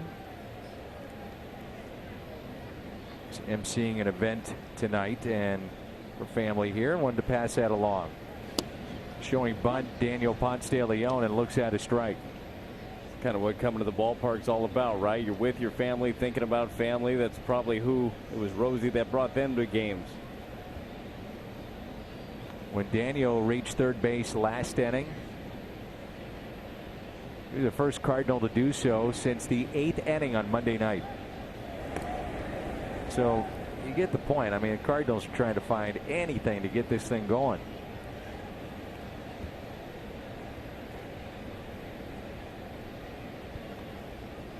One out, no balls, one strike on Daniel Ponce de Leon. Pushed it to the first baseman. And Rivera, remember last time with that bunt, he went to second base, but not this time, and so Edman in scoring position. Tommy Edman does a good job, gets a good jump on this as soon as he sees it down, so it's going to be very difficult to get him, and Ponce de Leon does his job. Now you need a 2-out knock.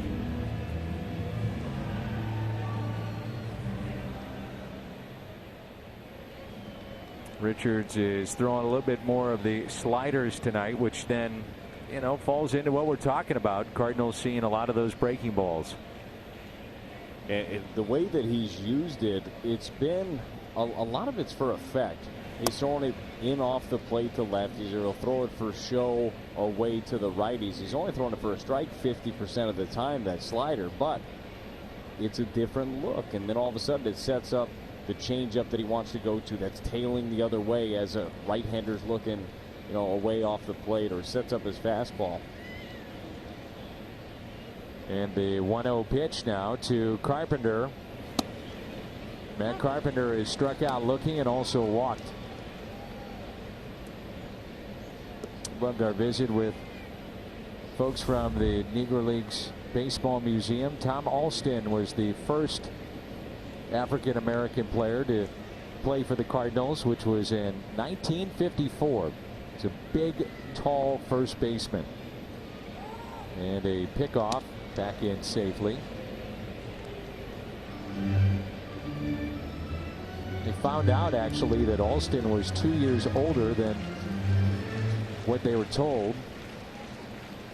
And that was commonplace back then. Guys could get away with that. Then 9/11 hit, and you don't see that anymore.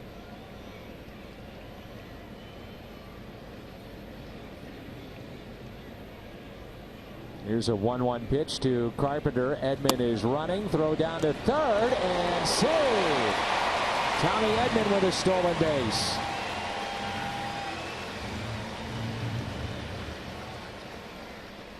When you're struggling to get things going offensively, you be aggressive. Edman gets a great read off of Richard and pops right in there over at third base, picks up the stolen bag. I love the aggressive nature of the Cardinals right now. Now, I would love it better if it were great offense plus the aggression, adding in the steals. They're trying to make something happen. Marlins will challenge this, but with 2 outs and Carpenter up, do you like that move? Well, you know what? I like any move to be aggressive at this point, because if he ends up spiking one of those changeups that he throws, this is going to be close. Boy. Now, you know how good of an eye Matt Carpenter has. Now, he'll spit on the changeup that is down under the zone. He spikes out, it kicks away. Tommy Edman with good speed might end up scoring a run. Right now you're looking for anything. Did he get him on the leg before the foot gets to the bag? Oh boy, that's close. I think it's too close to overturn. Yeah, that's always the case on these types of plays, unless it's a definite call one way or the other. It usually does not get changed. If it holds, that'll be the 12th stolen base of third for the Cardinals this year, second most in all of baseball. The Cardinals leading the National League in steals. That would be their 50th bag stolen. Feels kind of weird having the Cardinals there. They just haven't been that type of ball club, haven't used the speed like that. And I know that baseball has trended in a different direction where just teams don't steal as much. I think it's a great weapon to have. I think it's very valuable. It puts a lot of pressure on the opposition. It puts pressure on the pitcher because he knows that he's got to be quick to the plate. Mistakes will happen. It puts pressure on the defense. I love it. Now, you'll always be told, though, don't make the first or the last out at third base. And that's you better be right. Yeah. Yeah. So Edman off the hook. It's a stolen base. They did not have their 50th bag stolen last year until August 24th. So the call stands. Tommy Edman, your runner at third base. It also changes a little bit how you play it defensively with your third baseman Anderson somewhat close to Edman, but I mean, he can get way down the line. So if a ball just slightly gets away, should be able to score. Yeah. And once again, right now for the Cardinals, this use of their speed has been due to necessity. They're trying to get something going. They're trying to make it happen. I guarantee you give him one more opportunity, he's going to make that play. And the guy behind. Well, I guarantee he's just happy he went through the legs. Couple of inches different direction, and that's not where you want to be. Look, if you're on the field, that's a fully equipped position, I'm sure, top to bottom. Carpenter hitting .278 with runners in scoring position. So 2-2, 2 outs, scoreless game here in the home half of the 5th inning. Out of play. It's kind of reminiscent of a ball dude in San Francisco. Oh, those guys. They've made some plays over the years. Memorable plays over the years. I mean, 9 times out of 10, though, he's gloving that thing. And he's been here a long time. Yes, he has. Does a great job. And the 2-2 pitch again to Matt Carpenter. Out of play. So both teams with 1 hit. If you just joined us, Curtis Granderson, the second batter of the game. Ground rule double in right field, and Tommy Edman with a clean single to center. And a lot of pitches seen. That's now 19 by Carpenter from the leadoff position. A total of 86 on the night for Richards. Be a great time for Trevor Richards to hang one of those changeups of his. Doesn't hang it. Carpenter hangs on, though. Stolen base leaders in the senior circuit. Kia give it everything, and the Cardinals with their 50th steal. The Kia give it everything. It's 6 ahead of Milwaukee now. 3 infielders on the right side. Brian Anderson, the only infielder on the left. And the 2-2. Carpenter golfs one down the right field line. That's out of play. How does he do that? I have no idea. He goes that just little flick of the wrist.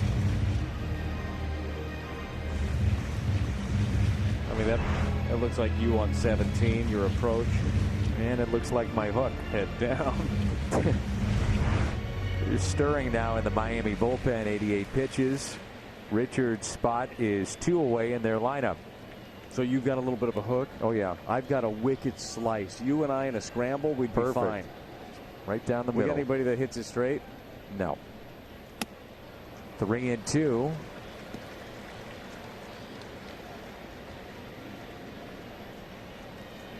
The Young on deck. This will be pitch number 11 of the at-bat. Edman, the runner at third. Richards has struck out 7, and now time is called. Walk 2 back in the third. Cardinals couldn't cash in. With Martinez up and runners at the corners, he struck out to end that threat. Cardinals haven't had a big hit since Dexter Fowler, and it was in the 8th inning on Monday. Need one here. Struck him out. Oh. Great changeup. Inner half, not looking for it there. Still waiting on that big hit. 8 strikeouts for Richards. Cardinals strand another runner. They've left 4 on.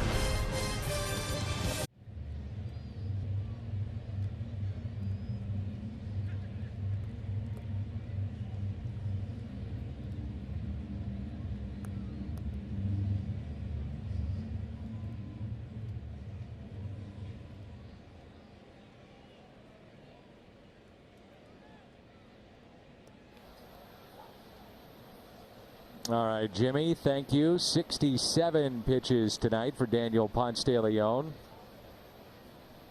And it's 8-9-1 in the lineup for the Marlins. You know, all the attention, I don't know if it's all, but a great portion of it, 90-95% this weekend will be on Albert Pujols and his return. But the treat of interleague play, and I'm not a huge fan of it, but when it comes through, will be for Cardinal fans to watch Mike Trout, who is putting together a career that may be the best ever, literally the best ever, statistically. He really is. And I do believe while any baseball fan knows the name Mike Trout and they know all the accolades that follow, I bet many of them have not had the opportunity or you know, just haven't watched maybe an entire game even that Mike Trout just played in. He's playing on the West Coast. It's late at night oftentimes. Yep. And you just don't stay up for it. And sure, you've seen the highlights, but you can have a chance to see it here. I'm looking forward to seeing him. I'm looking forward to see Shohei Ohtani. Got a good team over there. Good lineup for sure. Going to be a tough test for the Cardinal staff.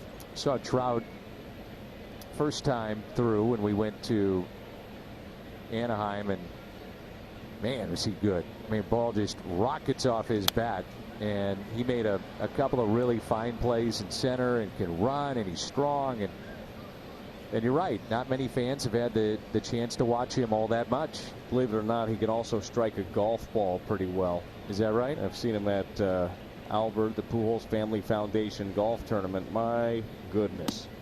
Real shocker, right? Watching Albert hit a golf ball is pretty fun, too. Crushes it. Yes. So 3-2 now on Brian Halladay, and 3 pitches ago, Daniel and Matt Wieters thought they had strike 3. Here's a ground ball. Carpenter to his left, and there's one away. All-Star game coming up. You can vote through the 21st of June, so time is running out. June 19th. Our date today, the Google All-Star ballot. And again, a nice round of applause from the Trevor Richards fan section. We can hear him up here. Fouled it back. He has struck out 8 in the game. And a lot of movement, boy, on that last pitch to Carpenter. Nasty. It's a front door changeup. That thing started at his hip and ended up well into the zone. That's the pitch right there. It's that curveball from Daniel Ponce de Leon. Sometimes it just pops out of his hand. I don't know if it's part of the grip. A lot of times guys will try to grip that really softly, try to spin it out of their fingers. But he'll throw a good one, then he'll have a few pop out like that. And it's tough when you throw one like that to have the confidence. Especially, look, it's a nothing ball game, and you're going to go with the stuff that's working for you. It's tough to be able to go right back to the well and try it again. But you're right, the confidence in that pitch, and then the confidence of Wieters to call it. Yeah. Well, because you also know how good it is when it's right. We've seen him throw a couple of very good ones. And with the way that Daniel Ponce de Leon throws his fastball, I mean, he executes at the top of the zone really well. If he could throw the curveball right off of that and have it drop off the table, it'd be really effective. And that's a foul ball down the right field line.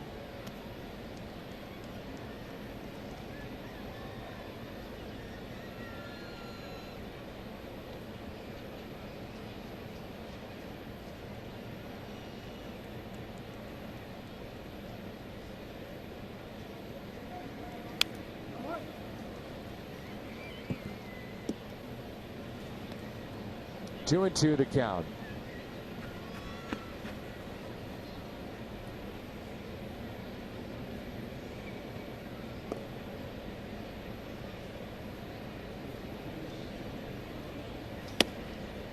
Taken high, and a full count.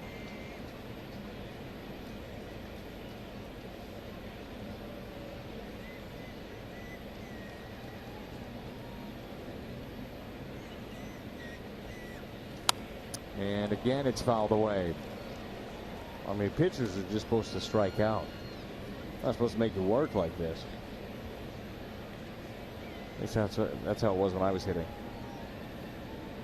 Would you have 10 career hits? I mean, somewhere in the neighborhood. I'm not a big stat guy. Yeah, it was 10. There's a strikeout.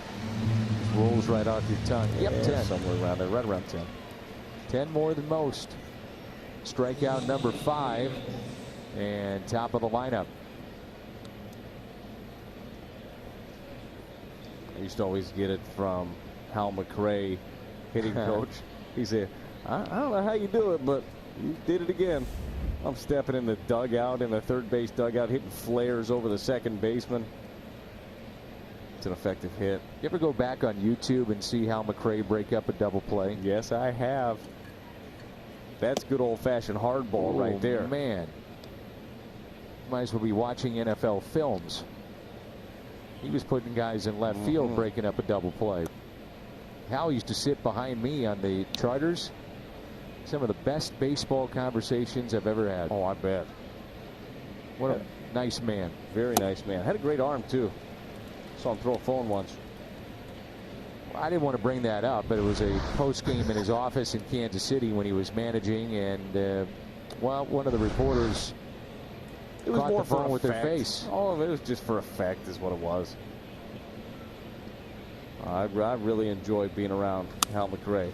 That's past the diving Carpenter and into the left field corner for Miguel Rojas, who takes a wide turn around second base, and he'll stop there. A 2-out double.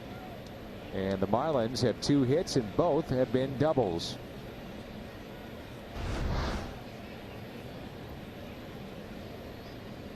Just goes down and gets it. It's a little cutter here from Ponce de Leon. Carpenter just can't get a glove on it. And gonna have to strand him there. Weeder's out to visit, and bullpen of the Cardinals stretching a bit. Last 6 hitters, it's been a grind for Daniel. On the night, he's got 86 pitches, but 39 of the 86 have come against the last 6 hitters. And the one guy that's kind of given him some fits here in this lineup tonight, there's not been many, but he's coming up, and that's Granderson. Ground rule double back in the first, and then a walk in the fourth. Yeah, a little bit of an adjustment here also. I mean, Ponce has been cruising for the most part. Hasn't done a ton of pitching from the stretch at all. He ended up walking Granderson, who was the last batter to reach before the Rojas double in the fourth. Now, he did a very good job. He struck out Ramirez afterwards and then got the double play on Anderson. Got to be able to slow it down here a little bit. Stay back. Make sure you just put this thing where you want it.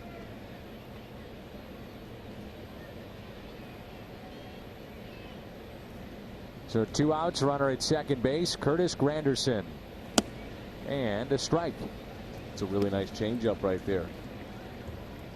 Well, we're going to announce right now our Budweiser players of the game, and why not? The starters giving up a combined 3 hits, Trevor Richards and Daniel Ponce de Leon.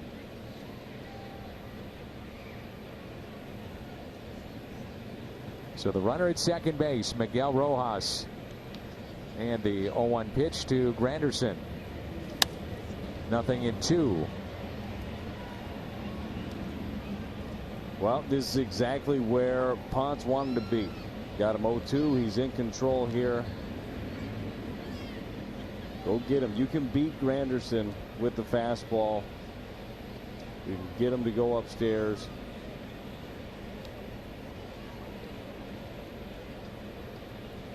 Oh-2 pitch went upstairs. Colin Speckhouse, who works here for the Cardinals, and his lovely wife just had a brand new baby boy. Colton John Speckhouse. Cullen and Caitlin are celebrating Colton, and also joining his sister Charlotte. Congratulations to Cullen. They're going to say that's a strike, and so Ponce de Leon gets a much needed strikeout. 2 in the inning, and that's 6 in the game. Did he go? Let's take a look. May have been a foul tip and then held on by Weeders. Tuesday, June 25th, next week, Fernando Vina will be in town, the former Cardinal leadoff man and second baseman, part of our Bud Bash. And you can get those tickets. We'll have a Q&A before the game, special Q&A, cardinals.com/budbash. Cardinals have DeYoung, Martinez, Ozuna.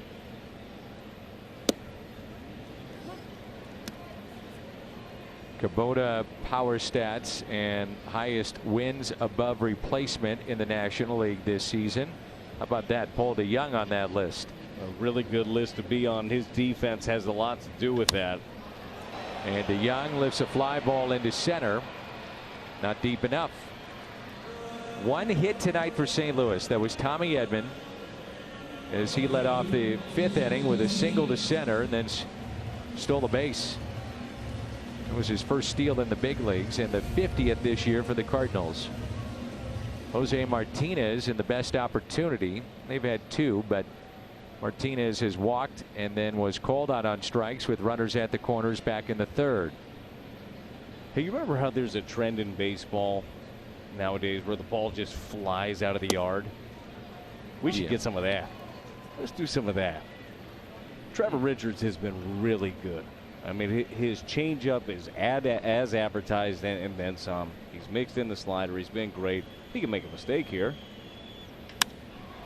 In the air out to center field. At the wall, and it's off the wall. Martinez, who is going to be held to a single.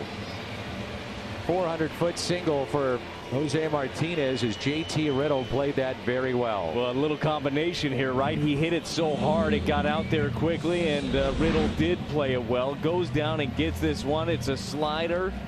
Stays up a little bit for him, but he stays back. Big leg kick here and hammers this thing to dead center field.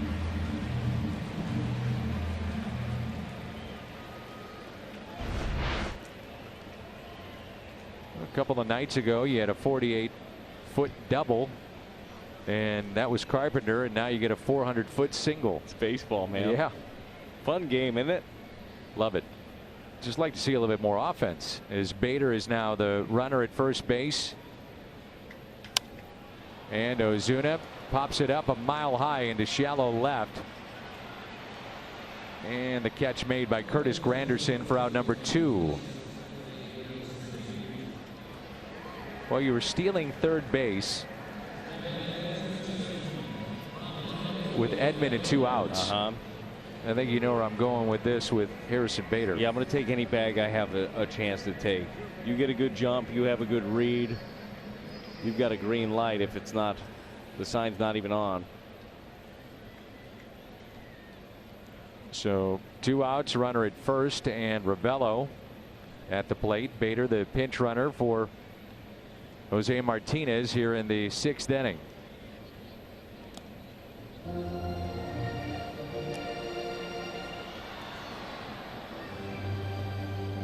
going to show you here momentarily the stolen base probability on our StatCast. I like this. It takes into account the speed of your runner, catch and throw times of a catcher, how quick is the pitcher from the mound to the plate.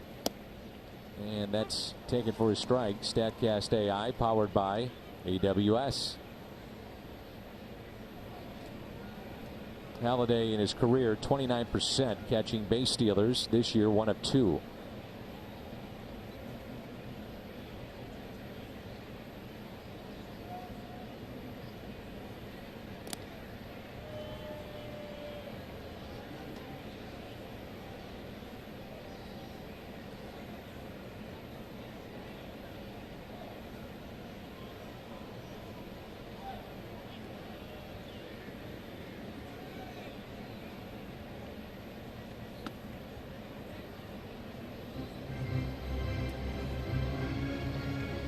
One ball, 1 strike.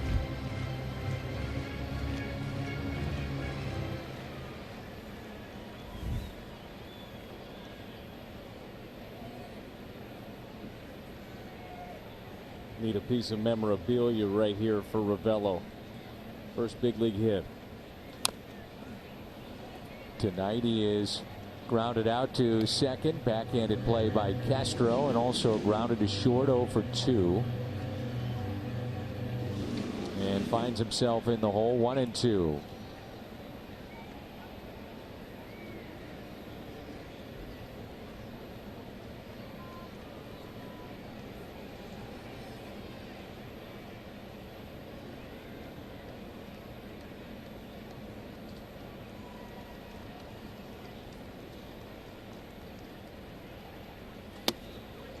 Two and two.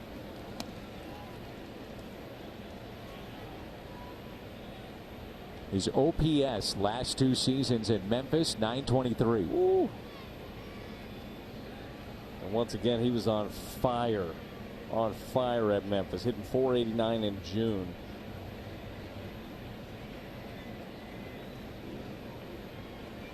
And the 2-2 fouled back. Good rip.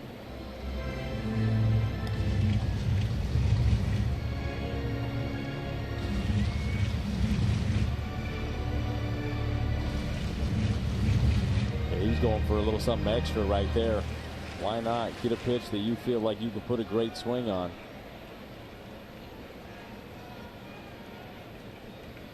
He had 17 hits in his last 7 starts at Memphis before being called up. Looks at a ball in the dirt. Bader staying put, but off with this next pitch and a ball in the gap, and you could have a 1-0 Cardinals lead. Well, worst miss of the night we've seen from Trevor Richards. And you know, in this situation, he realizes where his pitch count is. He knows the situation.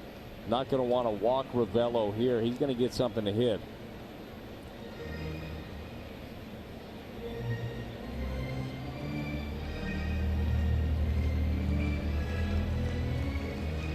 Richards has struck out 8 on the night. Pitch count at 101 in his final inning of work. They will have in the 7th Ramirez, Anderson, and Castro coming up. 2 hits aside. Neither team has committed an error. The Cardinals have left 4 on.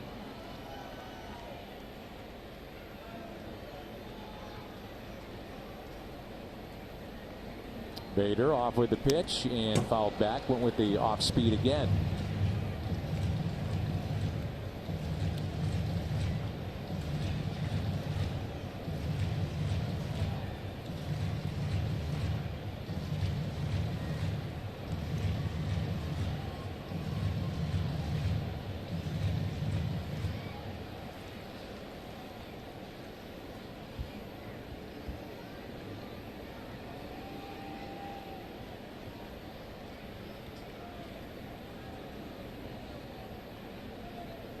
(3-2) to Ravello, and that's a base hit into left field. His first ever big league hit. Bader will stop at third base. Rangel Ravello. So many years in the minor leagues, and now his first ever major league hit. He earned it. Congratulations. What a special moment after all of the years in the minor leagues, all of the opportunities they hoped he would get. He gets it here, and he gets a changeup up in the zone. He had seen a couple of them in this at bat. This one, he doesn't miss. Gets the hands out, gets extended, and gives the Cardinals a chance here to get one in this ball game. 838 career minor league games, and now he's got his first ever big league hit. All right, love seeing that. And if you're wondering how many at bats he had in the minor leagues, 2,980 at bats in the minor leagues. Of just, by the way, once again, just hitting everywhere. Career over 300 hitter in the minor leagues. And waiting for that hit right there. I'm sure there's some special words going back and forth. And if you're Stubby Clapp, part of that conversation is way to go, congratulations, great job. We're so excited for you. But by the way, stay in the moment. I mean, I think that's part of it. You know, go over the situation, because you know that Ravello is fired up. How could he not be? And now it's Dexter Fowler. Now, they're carrying, at this point, 4 lefties in their pen. They added Jose Quijada before the game, and if they wanted to switch around Fowler, they could. Cardinals, of course, could counter then with some of that big pop. And there's a strike. Well, I'm pretty sure it tells you everything that you need to know currently about the state of the Marlins bullpen. And Trevor Richards has been great tonight. He's been really good. I mean, it's one of his worst outings of the year, previous one against the Pirates. But before that, he's been awesome. They trust him. Off speed, change up, 0-2. Fowler has struck out twice tonight.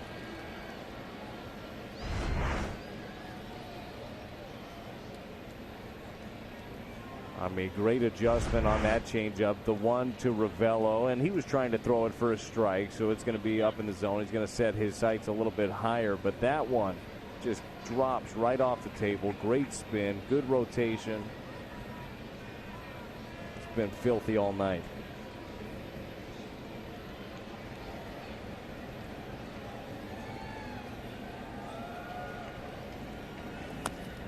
Just got a piece.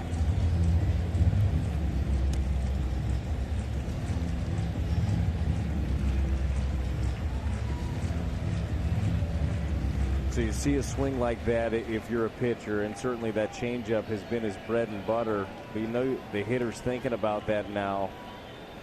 He's done a good job of executing his fastball in the inner half. Take it high, and this next pitch will match his career high in pitches at 108.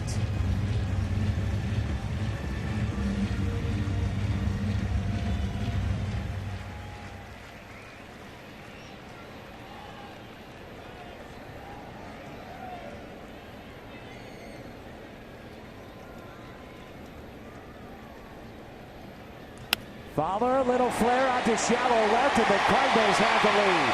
1-0 on a little flare by Dexter Fowler, just enough to bring in Bader. 1-0 St. Louis.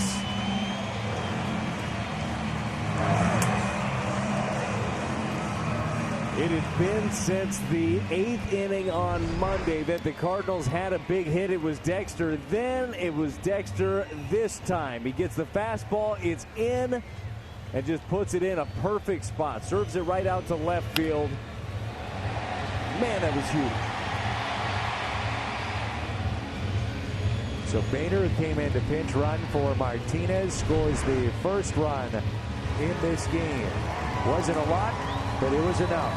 And a 1-0 Cardinal lead. That'll be it for Trevor Richards, and he was tremendous tonight.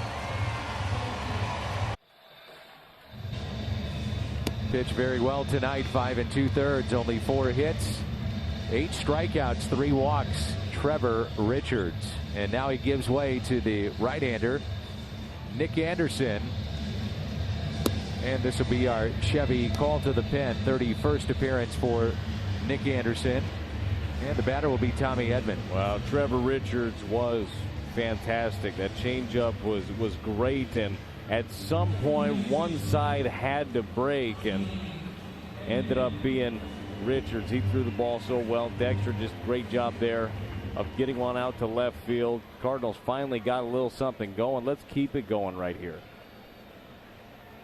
Cardinals were down to the final strike of the inning 4 different times. Ravello, Fowler, and back-to-back 2-strike hits. And a fastball taken high by Tommy Edman. Got the first Cardinal hit last inning.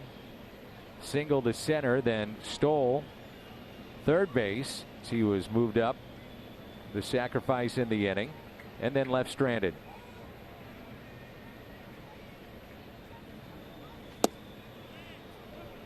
One ball, 1 strike. Ravello, your runner at second base. Fowler at first base. Sometimes that reliever comes in, does not pay attention to the runner at second. That was the case on the previous pitch, and they've got a shift on the right side. So third baseman Brian Anderson well off the line. I mean, right now, Brad, where he's situated, if he gets a good jump, it becomes a tough play defensively because you've got to lead the defender, in this case the third baseman Anderson, somewhat to the bag. Now you throw it to the bag, but he's got to get there. Running there, get the tag down. Yeah, there's a lot that goes into it. I'd like to see Tommy Edman just shoot one in the gap right here. He's got some power. Now Anderson is set, and a 2-1 pitch. Bounced and kept in front. 3-1. Matt Wieters on deck. Carlos Martinez getting loose in the Cardinal pen.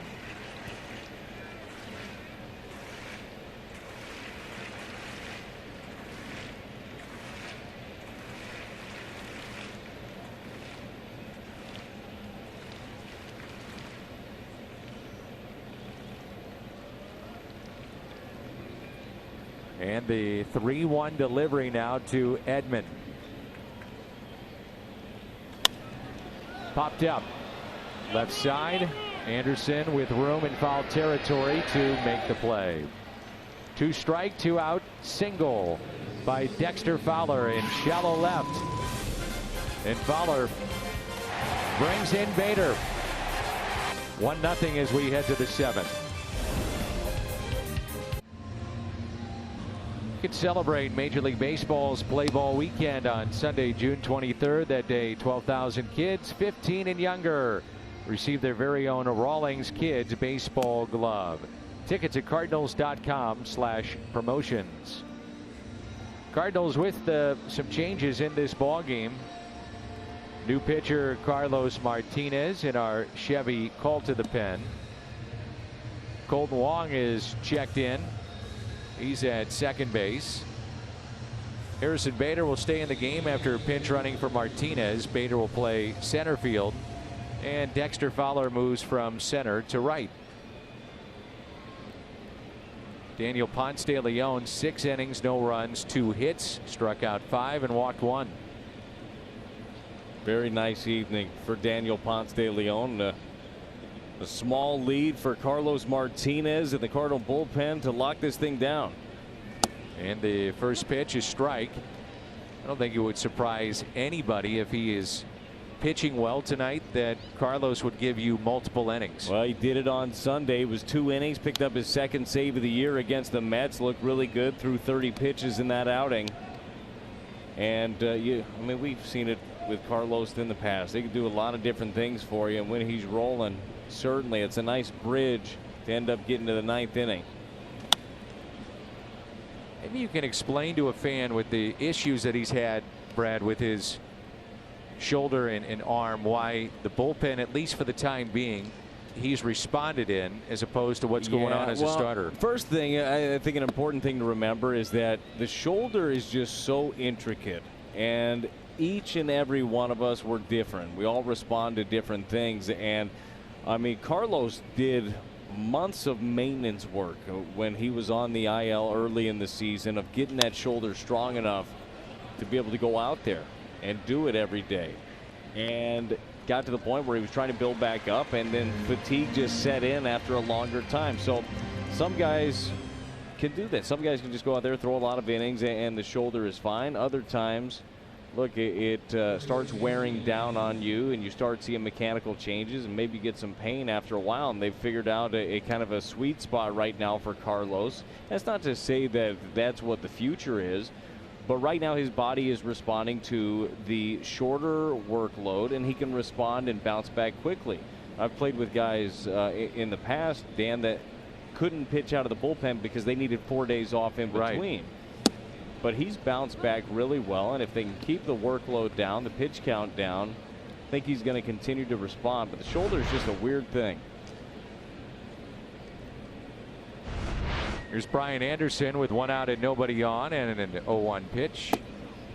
In the Cardinal lineup, Carlos Martinez goes in Edman's spot, and Wong will be the second hitter in the bottom of the 7th. He's in the pitcher spot, 9th in the Cardinal lineup.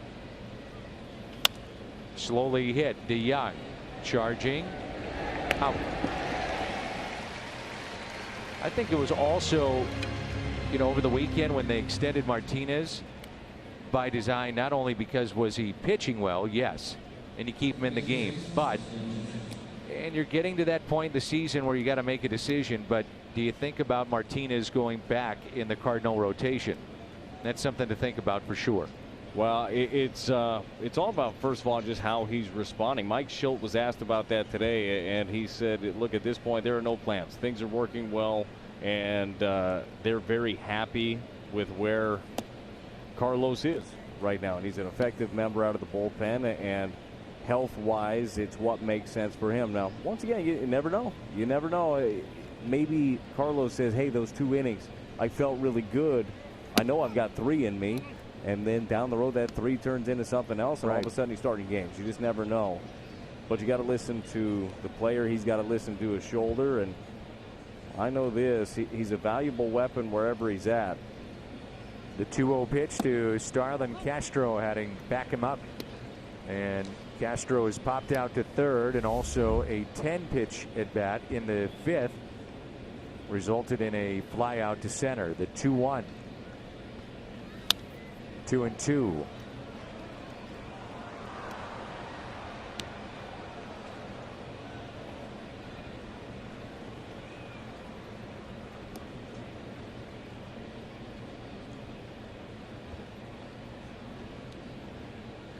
Big gap in left center.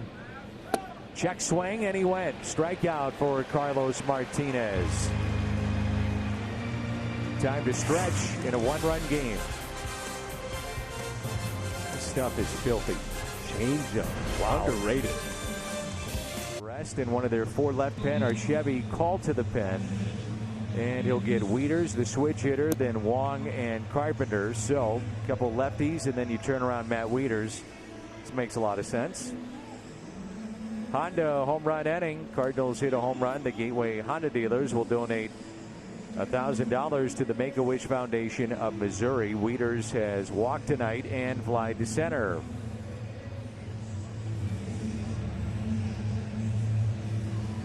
Well, Daniel Ponce de Leon, if this lead can stick and the Cardinals win it, he's in line for the victory. So you could have your first major league win, and you got your first major league hit for Ravello. Still a long ways to go. And the first pitch taken for a strike. Thought Daniel did a really good job today. Competed. He mixed in the breaking pitches. A couple of curve balls, very good. His changeup, mixed those in late. Just went out there and was going after him. Here's the 0-1 pitch, and it's popped up. A lot of pop-ups tonight. This one off the bat of Wieters. Who wants it? It'll be the second baseman, Castro. Colt Wong came in the top half of this inning, and now in the 9th position in the Cardinal lineup. First plate appearance tonight.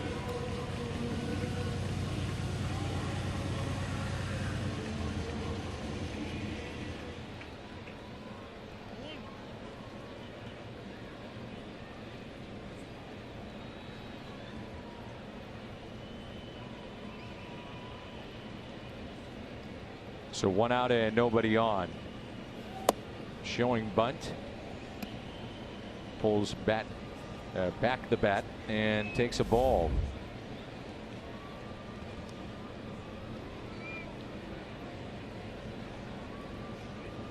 Three infielders on the right side. And he hits it right into the shift. Starlin Castro for out number 2. Marlins looking ahead to the 8th inning. We'll have Riddle, Rivera, and Holiday. Here's Carpenter, who is over 2 with a walk and a couple of strikeouts, both caught looking. Cubs now a 6-3 lead in the bottom of the 6th against the White Sox.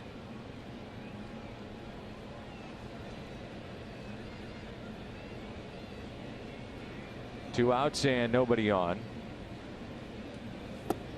Day started with Milwaukee up by a half game over Chicago and 2.5 in front of St. Louis. And the Brewers lost today out in San Diego 8-7. This division is going to be very interesting all season.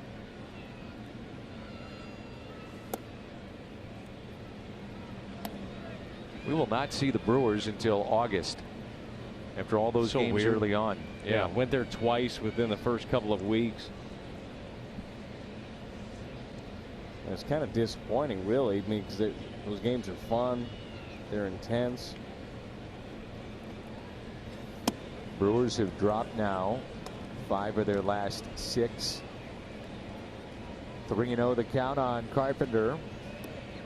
Backing up a step or two at third is Anderson.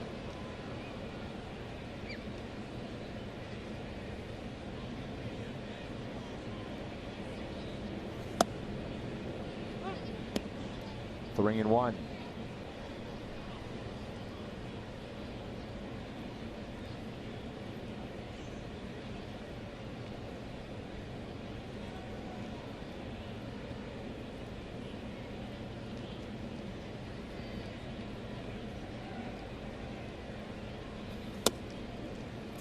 And that pitch taken inside. Wednesday, June 26, 20,000 fans. Ages 16 and older will take home a glorious t-shirt courtesy of TD Ameritrade. Highlights are friends down Clark Street, the Blues, and their historic postseason run. Yadier Molina featured on that. He loves the Blues. Tickets at cardinals.com/promotions. Yadi on the bench tonight. And so is Paul Goldschmidt left for the Cardinals on their bench. It's going to be a really weird view for Yadi. Just not used to that for an entire game. Neither is that man. Paul Goldschmidt is a guy that prides himself on being in there day in and day out, just to getting a breather today, getting a day off, having the opportunity to get Ravello in there. So 2 outs and a runner at first. Good jump by Carpenter, and he's in there with a stolen base.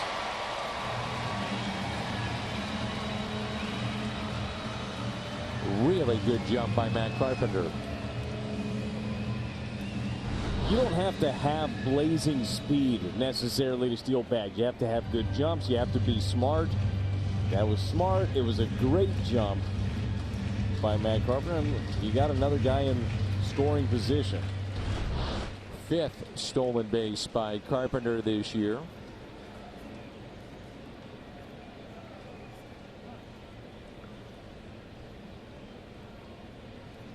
And the 2nd stolen base for the Cardinals tonight. Now they're up to 51.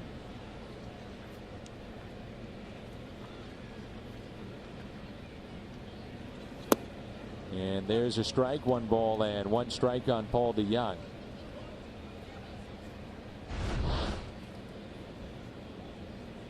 Plaza Tire Service, Fox Tracks. Base hit could make it 2-0 here.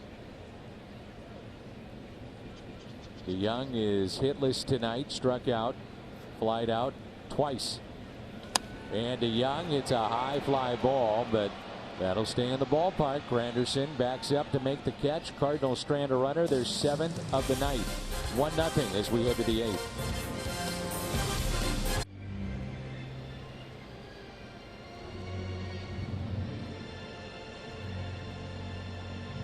All right, guys, thank you. 1-0 our score as we move to the 8th inning, and JT Riddle will lead it off. I have an honest question for you. All right, I will give you as honest of an answer as I possibly can. Sometimes I lead you down different paths, but this one is an honest question. All right. There's the 0-1 pitch. What is on the right shoulder of Carlos Martinez in his uniform? Looks like dirt. Lots of dirt. Could have been laying down, stretching by the out in the bullpen. Well, that's what I'm asking. Yeah. It certainly, not that I would know the look of any foreign substance, but it don't look like one of those.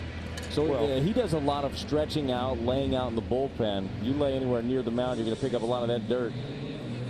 Or, Again, you know what? Here's another thing, and I bet this is it more so. Hot stuff. So you ever heard like atomic bomb, red hot? You put a bunch of that on your shoulder, and a lot of times I would do it, and it's not like you're injured thing. It just kind of gets things going. That stuff seeps through your jersey. Well, and again, I'm not implying a foreign substance at all. I'm asking if it's the. I think it's like the red hot. Yeah, the red hot atomic bomb, and it comes through the jersey, and then when you're stretching, you get the dirt on there. Here's the 0-1 pitch. I always feel bad for the clubhouse guys. They gotta get that stuff out and make it look pristine by tomorrow. And all the pine tar on the hitters, where they got that on the shoulder where the bat rests.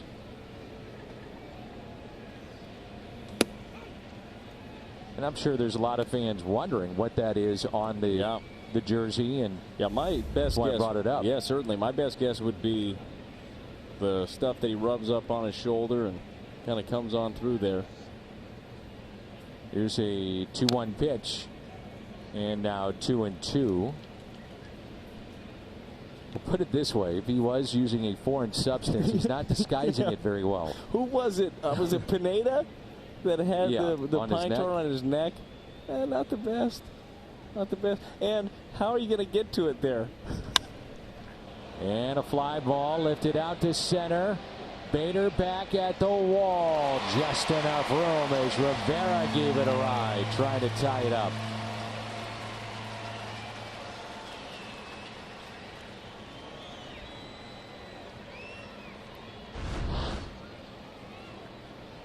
Harrison got a beat on this thing the whole way, never takes his eyes off it, knows exactly where he's at, feels the transition of the track.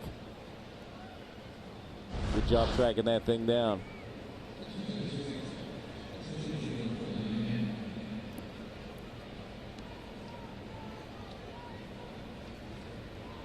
And again, to reiterate the point, I'm not saying it's a foreign substance. I'm just trying to I went there for some reason.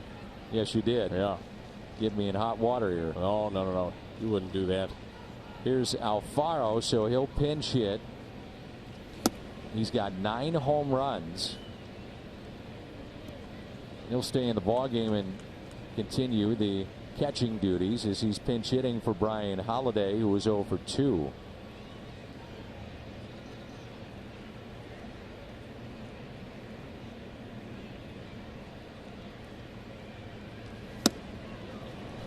That to me is Carlos. We know that he's got 97 sinker that drops off the table. This changeup might be his best pitch. I mean, he disguises it so well. It falls right off the table. He turns it over. I mean, he had to go down to the minor leagues a couple years ago to work on that pitch specifically. And a base hit into right by Alfaro. You know, I was thinking about the icy hot or the red hot that they put on the shoulder. There are some players, pitchers specifically, that will go sleeveless underneath. They don't want to have anything that restricts them at all in the sleeve. And Carlos is one of those guys. There's other players that do not wear anything underneath the jersey. I don't know how you would do that. I feel like that would bother me a tiny bit. The old Greg Maddux. Yeah. So back-to-back pinch hitters, Alfaro and now Austin Dean.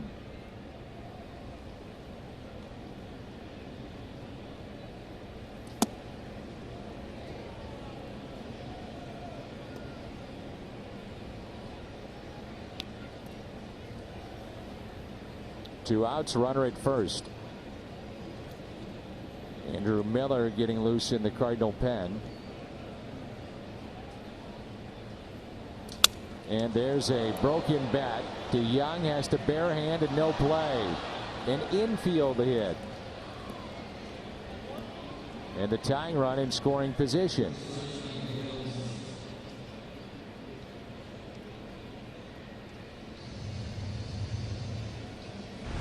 So the soft liner to right, and now a busted bat infield single.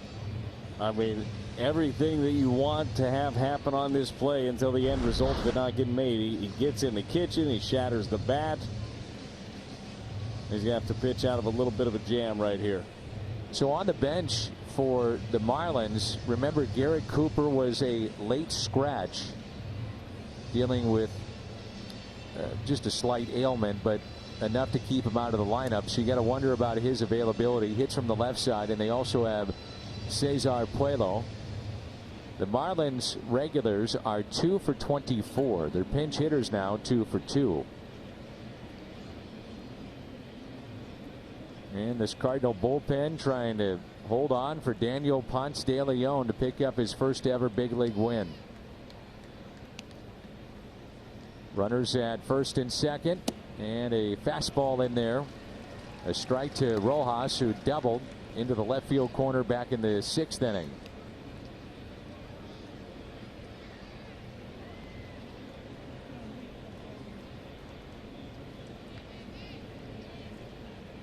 Marlins have not had a base runner reach third base tonight. And the 0-1 pitch, now 0-2.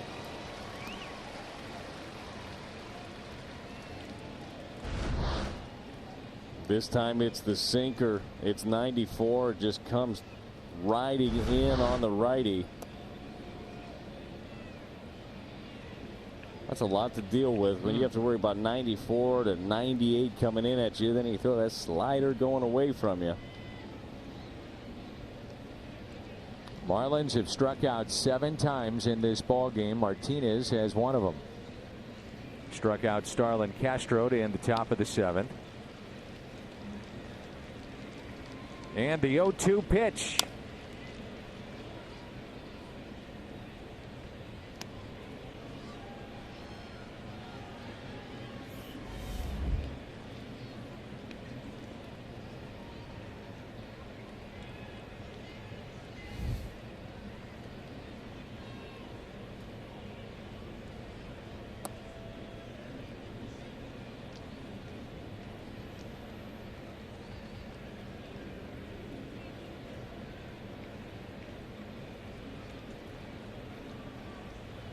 Long look by Martinez. And time called.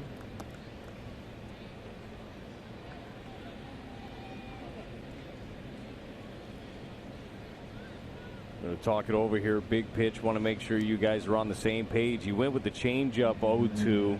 Ended up being a little bit higher up in the zone than he wanted. I think if he threw that pitch down under the zone, he got that same swing without the foul ball.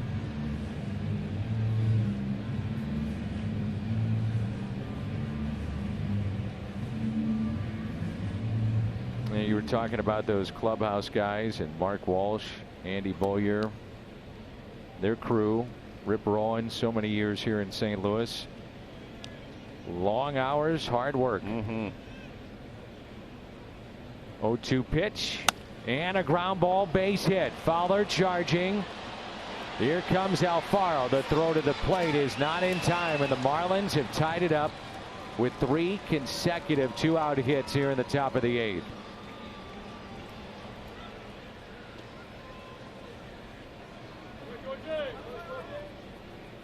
Well, you don't have to crush the ball to make something happen. It was a little flare to the right side. It was a shattered bat in this one. It was a fastball. It was 94, and it was just up and shoots it through the right side. Not what Carlos is trying to do with that pitch, certainly.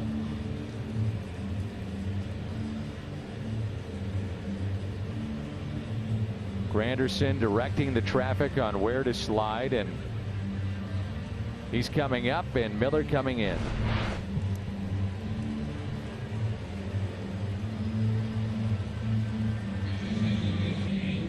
This copyright is presented by the authority of the St. Louis Cardinals and may not be reproduced or retransmitted in any form, and the accounts and descriptions of this game may not be disseminated without the express written consent of the St. Louis Cardinals.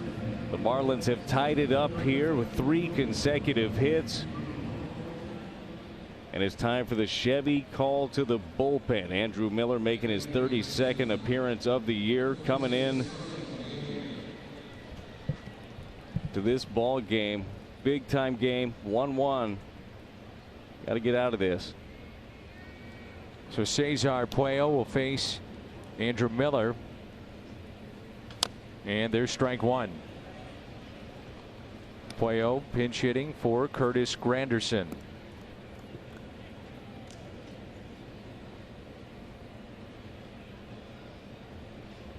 So the third pinch hitter being used out of the last four.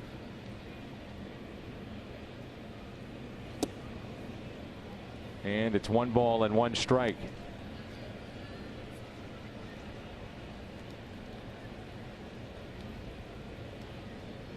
It seemed like a harmless inning too. Cardinals got the first 2 outs and then the soft liner to right. Infield hit with a broken bat. But that's baseball and it's 1-1. Second and third, the next by Miller. Little chopper hit to the right side.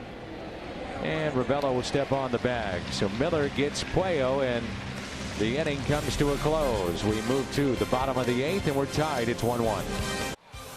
St. Louis baseball is brought to you by Budweiser. Wherever legendary MLB moments happen, Budweiser will be there. And try Jack's $4.99 spicy chicken strips combo, only at Jack in the Box for a limited time. So it's a new battery as Tehran Guerrero pitched last night. Is into the ball game. Alfaro stays into the game behind the plate. Guerrero had an 8th inning, kind of like Carlos Martinez, in which he got the first 2 and then he walked Ravelo, walked Carpenter, hit DeYoung, and the Cardinals had the bases loaded, 2 outs, and they brought in Sergio Romo to get the final out against Goldschmidt. Here's Harrison Bader, who was a pinch runner back in the 6th for Jose Martinez, and he has scored the only run for St. Louis.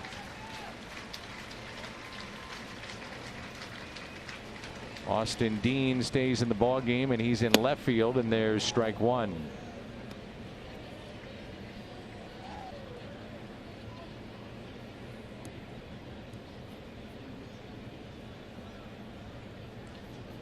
It's been Richards, Anderson, Garcia, and now Guerrero. For Guerrero's 3rd appearance in the last 4 games. And that's taken high. And that's what you're going to get a lot of. It's the fastball. It's 98 to 100.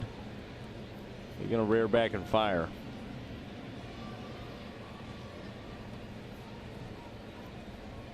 And try the off speed here. And the 1-1 taken for a strike. Cardinals have been out hit 5-4 in the ball game. Garcia had a scoreless 7th inning, did walk a man, and no hits, no runs. And the 1-2. 2 balls and 2 strikes.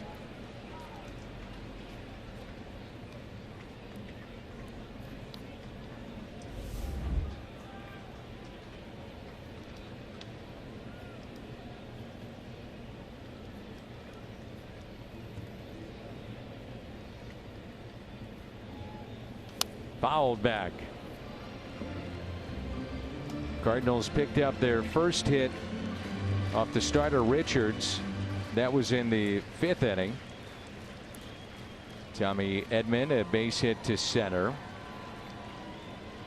Then St. Louis had 3 hits in the 6th, pick up their only run. And that has been it for the offense in terms of the hits. The 2-2.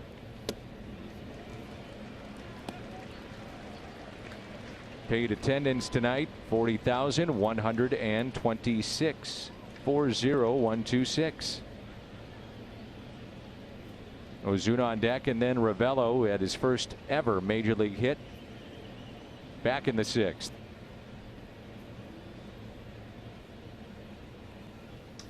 And Bader sends a fly ball out to center field.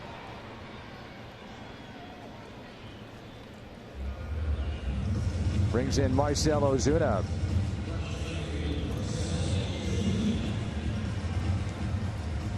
Return of Adam Wainwright tomorrow. Note the start time will be on the air at 5:30. Pablo Lopez going for the Marlins. And we'll come your way 5:30. Budweiser, what's on tap? Well, the crowd here at Busch Stadium is looking for and waiting for, hoping for some late inning heroics. Marcell Ozuna 0 for 3 today, but he has done his fair share of damage against his former team. Started the series 2 for 2, and since then 0 for 9. And tonight Ozuna, a couple of strikeouts and a flyout, 0 for 3. Outfield very deep. And the 0-1.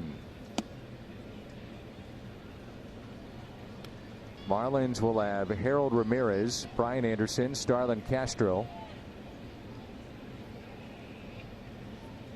Looking ahead to the 9th.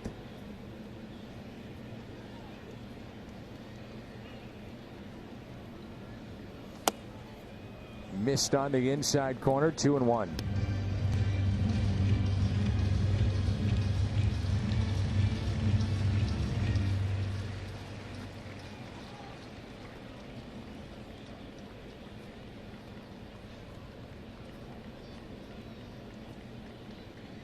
The 2-1 pitch to Ozuna. 3-1.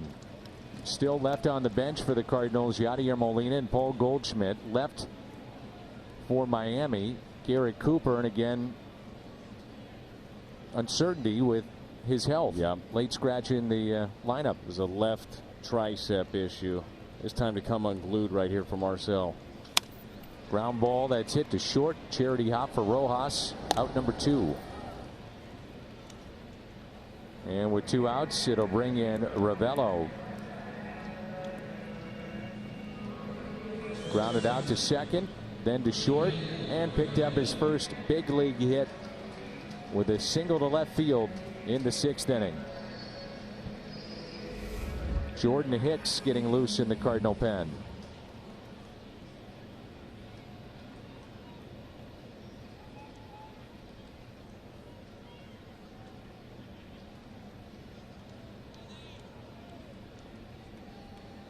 Cardinals could not make a winner out of Daniel Ponce de Leon with 6 innings, no runs, couple of strikeouts, 5 on the night, only 2 hits allowed. And there's a strike to Ravello.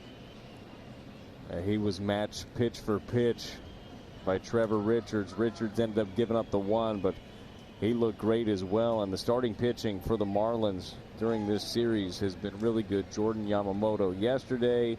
Hernandez threw the ball well in game 1, even though the Cardinals were able to get to them in that one. Ravello had 9 home runs prior to his call-up. 13 last year, 59 in that long extended minor league career. 0-2 the count on Ravello. Did not chase. He went back with a slider. Nissan drive of the game. Ravello in his first ever big league hit. The Nissan drive of the game. He's going to have to answer that question a lot of times. Who was it? Trevor Richards. What pitch? That was a changeup. Good memory right there. Fastball blew it by him. 101 on the gun.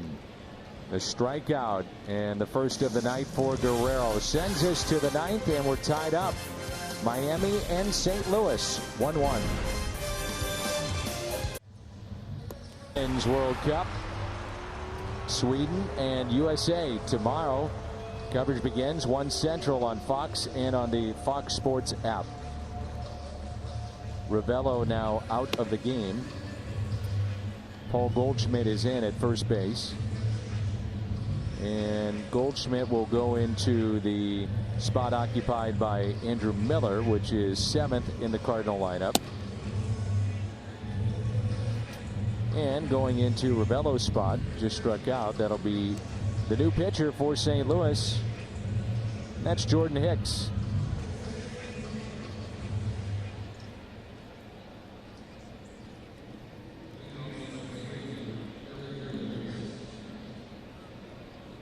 Ponce de Leon, Martinez, Miller, and now Jordan Hicks. Ramirez, Anderson, Castro, 3, 4, and 5 in the lineup for Miami.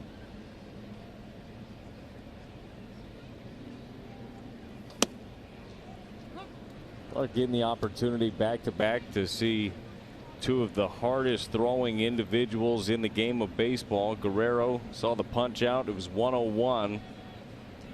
Hicks comes out of the gate 99.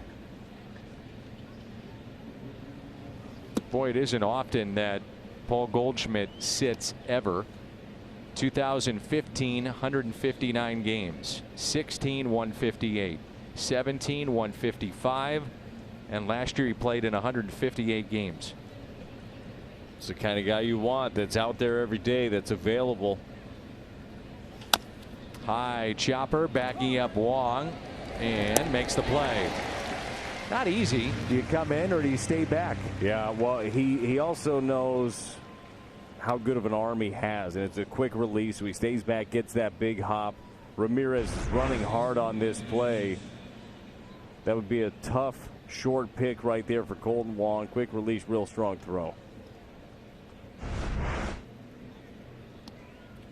So left for the Cardinals on their bench, one Yadier Molina.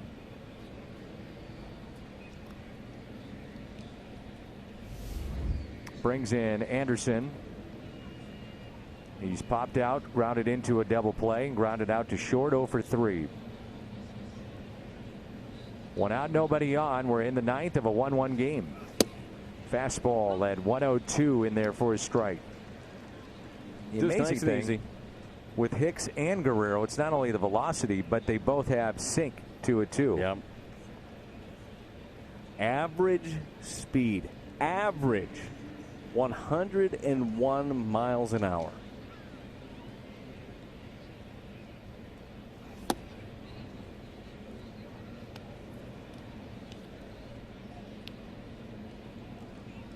Starlin, Castro on deck. 1 ball, 1 strike. The Cardinals, their half of the ninth, will have Fowler as the only RBI tonight. Goldschmidt and Wieters.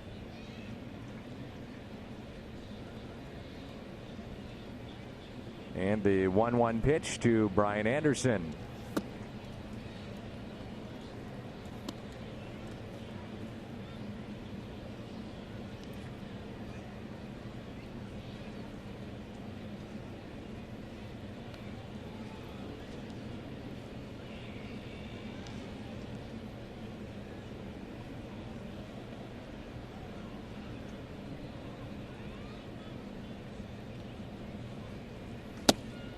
And a strike in there. He evens it up at 2-2. So really nice breaking ball right here from Jordan Hicks. Stays on top of it. Great downward movement. And when you're gearing up for 102 miles an hour, not much you could do with a pitch like that. And the 2-2 pitch put in play to short. Out number 2. If you had to extend Jordan Hicks, part of that move was to put him in Rebello's spot, made the last out, and we haven't seen from Mike Shield's club a lot of Jordan Hicks here lately. So if you had to, more than one inning, you know, if he gets this out, you feel comfortable with it. Yeah, for sure. Would rather just make a winner out of him, but. Here's Castro, 232 with the 5 home runs. And tonight he's 0 for 3 with a strikeout. He's popped out and also had a 10-pitch at bat that resulted in a fly out to center. For Hicks, only his 6th appearance in the month of June.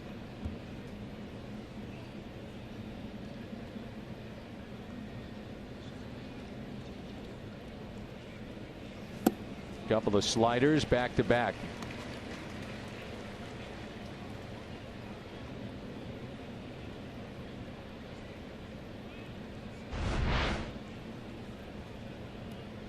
That looks like a lot of fun to hit. Pretty nasty. Yes, it is. And the 0-2 Got him with a fastball at 101.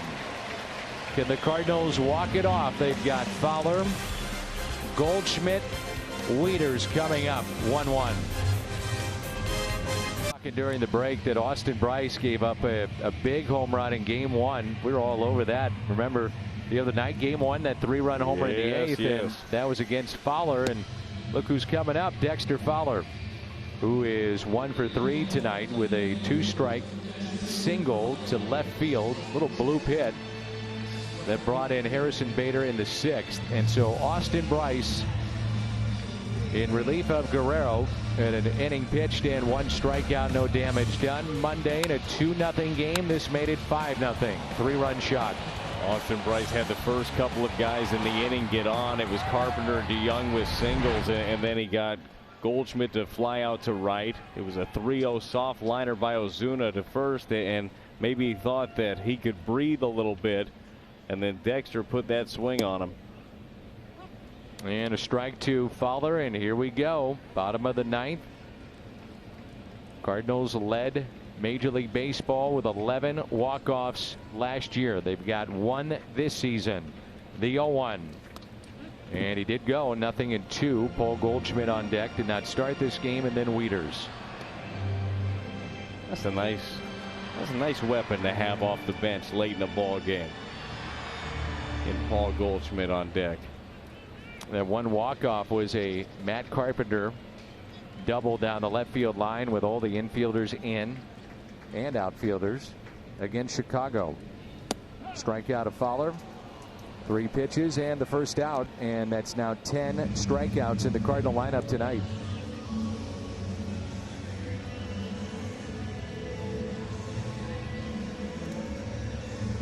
Chevy called to the pen, the right-hander Austin Bryce.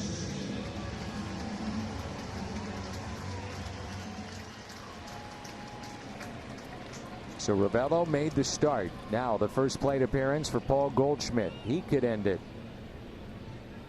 And Goldschmidt hits it down the left field line. Will it stay fair? It is foul.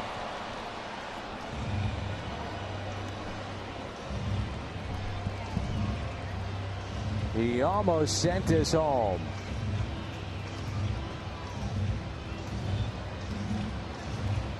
And a buzz in the crowd. Yes, wakes everybody up. Getting ready right here. There has not been a ton to cheer about here offensively recently for the Cardinals.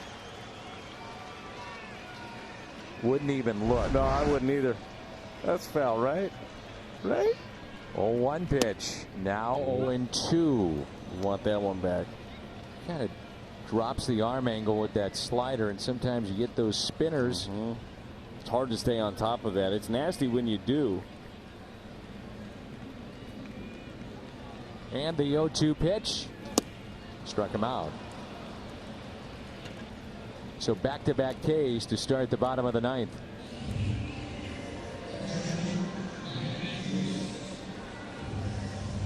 Six pitches, all strikes. That's 3 Cardinals that have struck out in a row, 2 in this inning. Ravello struck out against Guerrero to end the 8th. Back-to-back Ks, Fowler and Goldschmidt here in the 9th inning. Now it's Matt Wieters. He got 3 home runs this year. If you're wondering, and if we go to the 10th, Hicks threw only 11 pitches, so no one getting loose for the Cardinals, and Wieters trying to snap an 0 for 23 rut.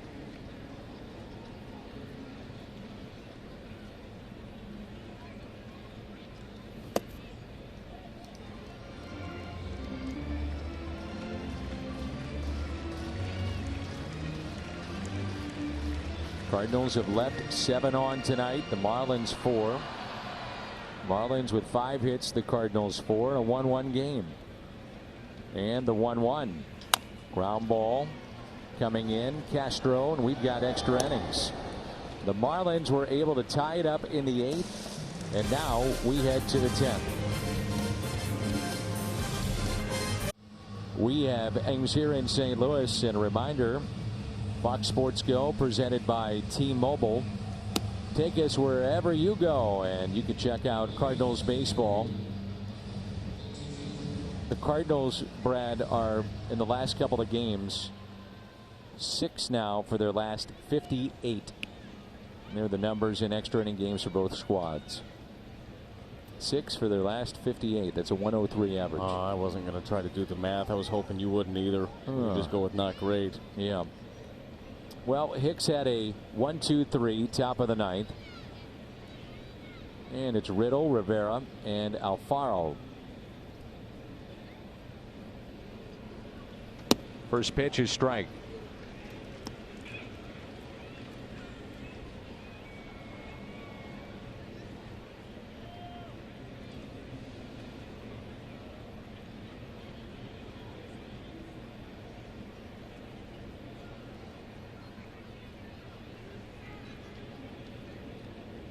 JT Riddle struck out and is grounded out twice. And he's grounded out a 3rd time. 0 for 4 tonight, and that's 4 up and 4 down for Jordan Hicks. Tell you what, infield, be on your toes when Jordan Hicks is up there. It's likely to be a punch out or a ground ball somewhere. Feel the same way with Carlos Martinez coming out of the pen. You know that John Gant can serve up a lot of ground balls as well. Cardinal defense has been very, very good this year, infield specifically.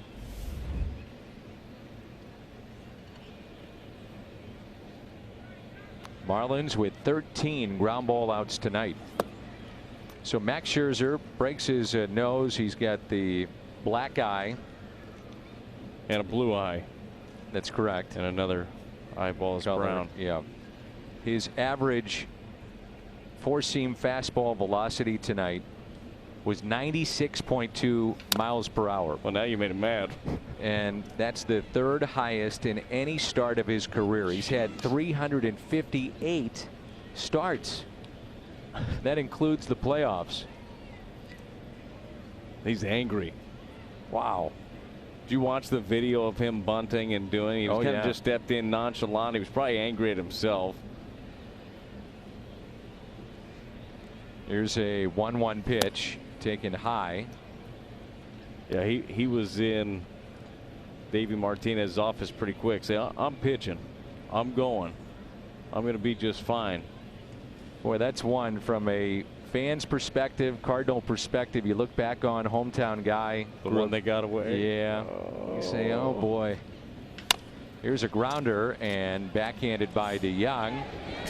Did he get him? He did. Remember, the Marlins challenged earlier in this game, and you do get one back in extra innings. And that's what Don Mattingly is motioning to our crew chief tonight, and that's Tom Hallion. I thought he got him from first glance. Really quick transfer. He's out. Definitely out. Just enough.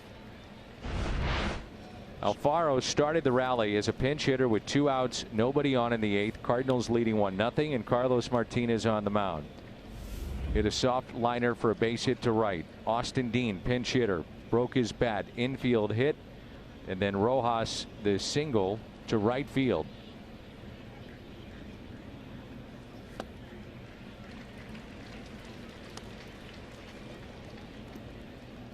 I'm kind of thinking that he might have been geared up for a little something else, hoping to get a heater, coming out of his shoes and gets the hammer.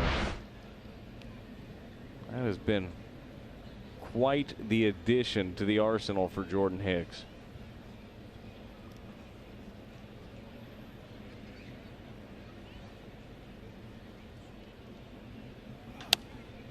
Couldn't catch up to that fastball, and so you had the 3 hits in a row against Carlos Martinez, the only 3 he allowed in an inning and 2/3. Outside of that, the Marlins, the rest of the game against Daniel Ponce de Leon, Andrew Miller, now Jordan Hicks, they're 2 for 30. These are the kind of games you look at it statistically or look at the line, you say, well, you got to win them, right? Yeah. But then you look at the Cardinals offense and you say, well, hold on. Only 4 hits. Well, nothing coming in bunches for the Cardinals, and that's the thing. I mean, if you're able to just string a couple together, well, it doesn't matter if you're hitting line drives all over the place, if you're just hitting a Little shattered back ground ball in the infield. You got to be able to string a few. Marlins were able to do that there. Here's an 0-2 pitch to Alfaro here in the top of the 10th. Doesn't chase. Involved in the Cole Hamels deal, Alfaro, big name. And then involved with the deal that brought JT Realmuto to the Phillies. So you know that many in baseball hold him in high regard. Very good defensive player. For certain. And look at you look at all the deals that the Marlins have done. I'm sure that Marlins fans are upset watching their guys go out there and have success elsewhere, but they're building something over there. 2 strikeouts for Hicks, 2 scoreless innings. 9 Marlins have struck out tonight. It's 1-1. It is a 1-1 game here in the bottom of the 10th.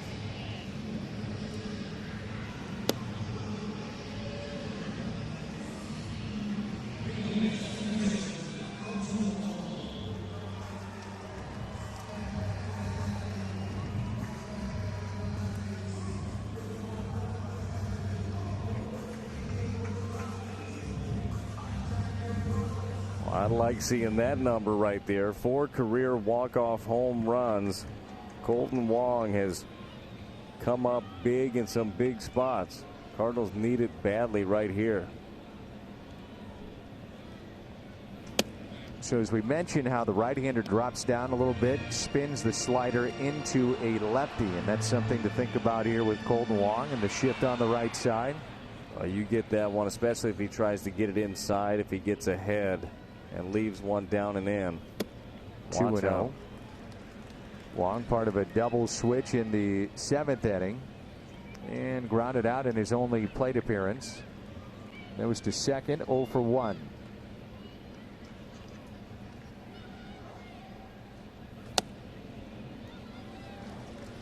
Three and 0.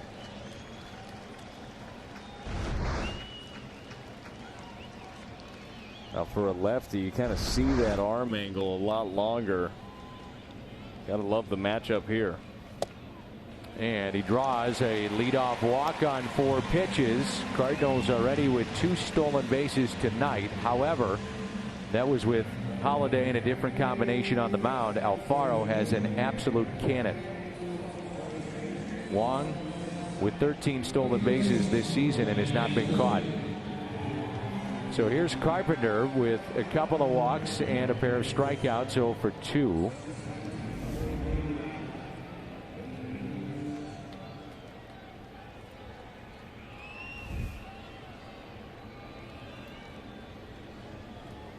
First walk issued by Austin Bryce. Cardinals have received 5 tonight. And Wong back in safely.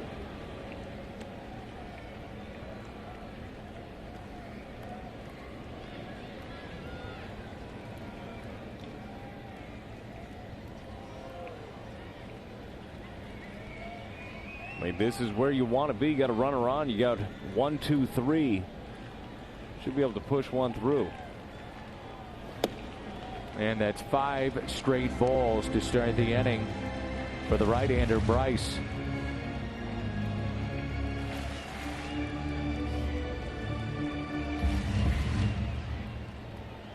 Caught 7 of the 20, 35%. That's very good. Cardinals have 20 steals in the month of June, most in Major League Baseball. Lead the National League. It has been a long, long time since the St. Louis Cardinals have led the league in steals. I believe it's been since 1982 was the last time. 85, 87? I mean 92. That's my fault. Okay. Carry the 2. Yes, 92. All right. Yeah. I was off by only a decade.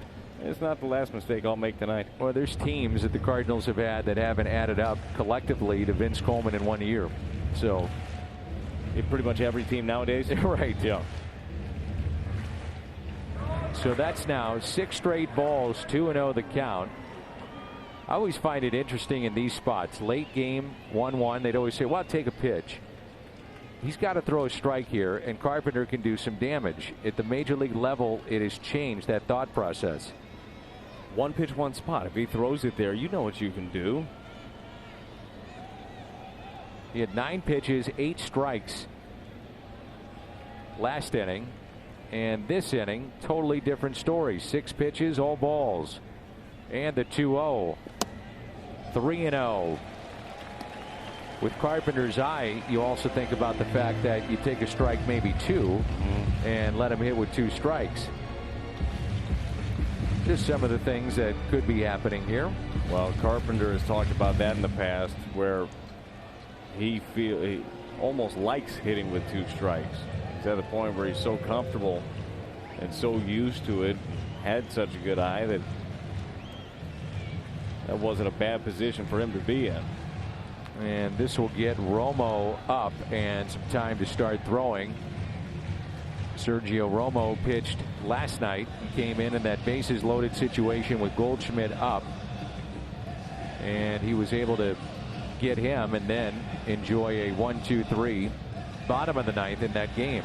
You know, the funny thing is the pitch that Romo threw to Paul Goldschmidt was the worst pitch that he threw of the night. It was his slider, obviously. I mean, that's what he's going to throw. He's throwing a slider. But it was a backup one. It was sloppy. It just rolled out of his hand. But as a hitter, it's hard to hit. I mean, sometimes a backup slider is one of the toughest pitches in the game. Goldschmidt trying to be aggressive on it, just popped up to second. Numbers for Carpenter against this right-hander, 2 for 3. And those 2 hits have been home runs. The winning run, good speed. Colton Wong at first base. 3-0 the count on Carpenter. And a check on Wong, back in safely.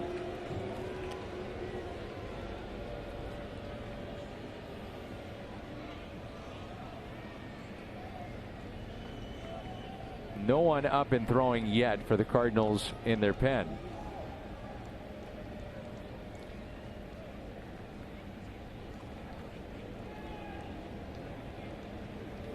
The 3-0 pitch. 3-1.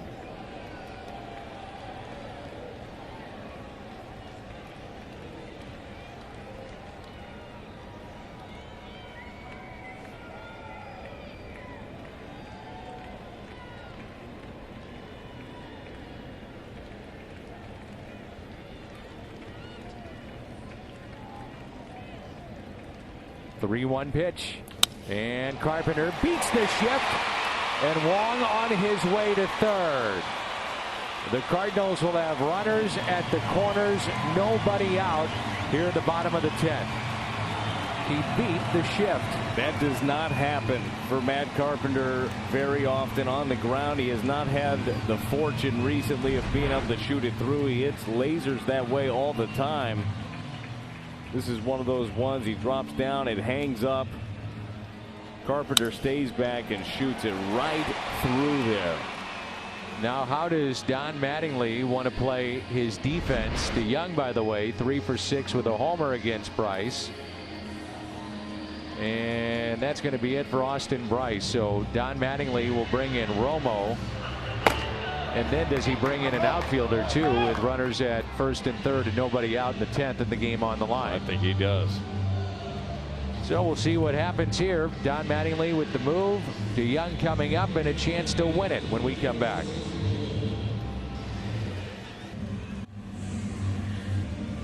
Sergio Romo into the ballgame. Our Chevy call to the pen. Back-to-back nights. We're getting the chance to watch Romo. 26th appearance. So you Don Mattingly. How do you want to play this? Do you want to load him up, have a force play anywhere, and then deal with Bader? And you think about the slider of Romo. Bader at times can struggle against that. Ozuna hits into a lot of double play. I mean, there's various ways you can look at this. Well, I think that you look at this first batter into DeYoung. If you're Romo and you say you already know he's getting lots of sliders, he is going to give him 4 here. So there we go.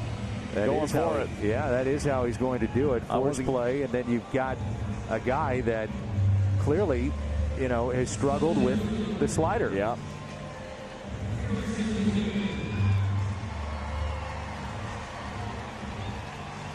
That's the 6th walk the Cardinals have picked up.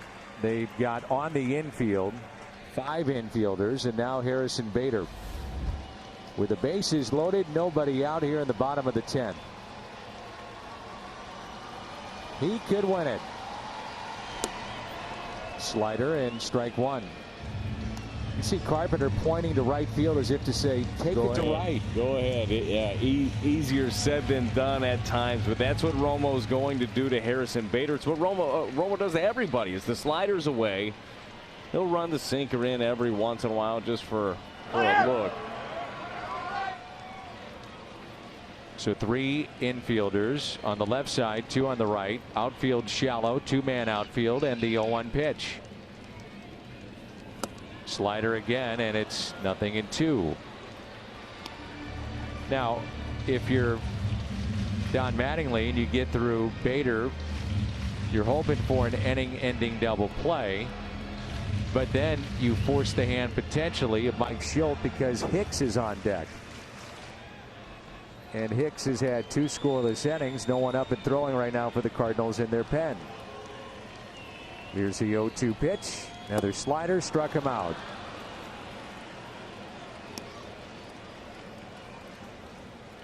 You know, to me, that was the move that Don Mattingly had to make. It worked out perfectly for him. 3 sliders away and 3 swing and misses. All right, right guy, right spot, though. It's now 12 Cardinal strikeouts, and you've got Ozuna. Ozuna has grounded into 11 double plays. He is 1 for 6 against Romo in his career. Romo, by the way, gets about 37% ground ball rate. First pitch to Ozuna, fouled back.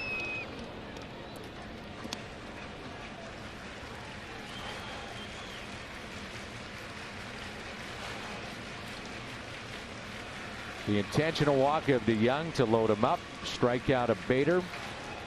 And now Ozuna, who is 0 for 4 tonight with a pair of strikeouts, flied to left and also grounded out to short.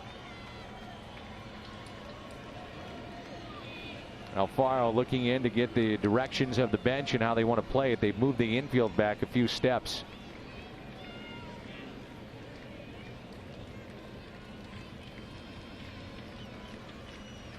Walk-off homer for Ozuna back on July 30th.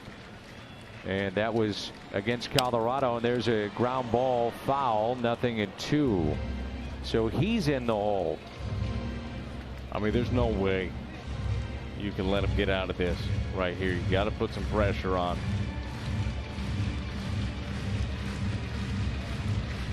Romo's made some really good pitches. There were 3 great sliders to Harrison Bader. He's going to try to get him to go fishing here.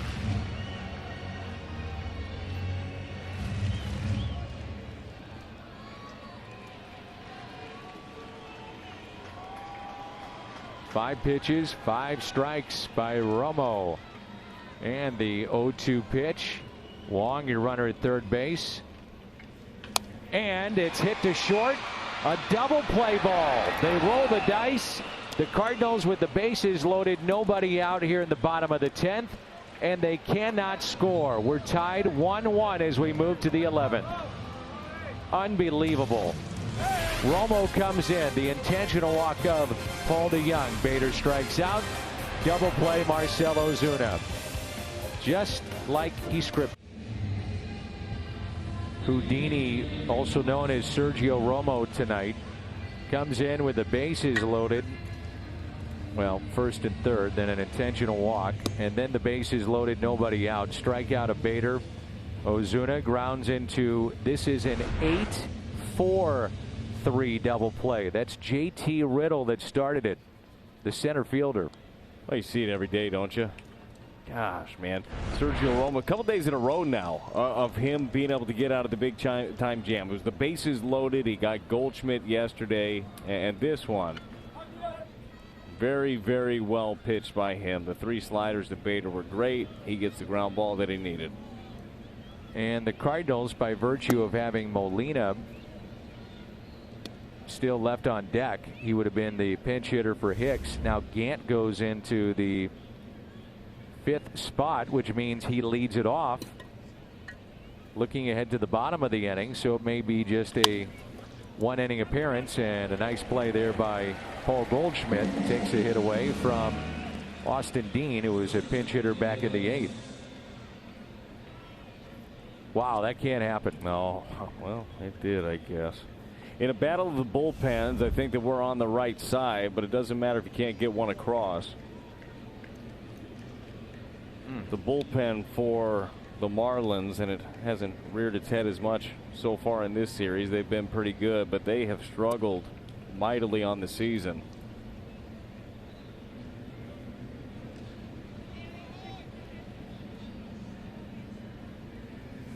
And we're back to the top of the lineup, and Miguel Rojas tied the game up in the 8th with a RBI single to right field that scored Alfaro, who was a pinch hitter in that inning, and singled.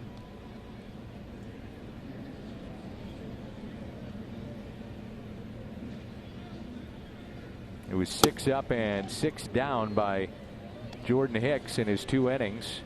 2 innings, no runs, no hits, struck out 2 and walked no one.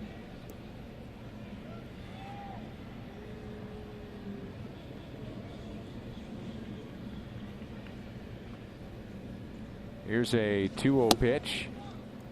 3-0 now. Sergio Romo's spot is due up next.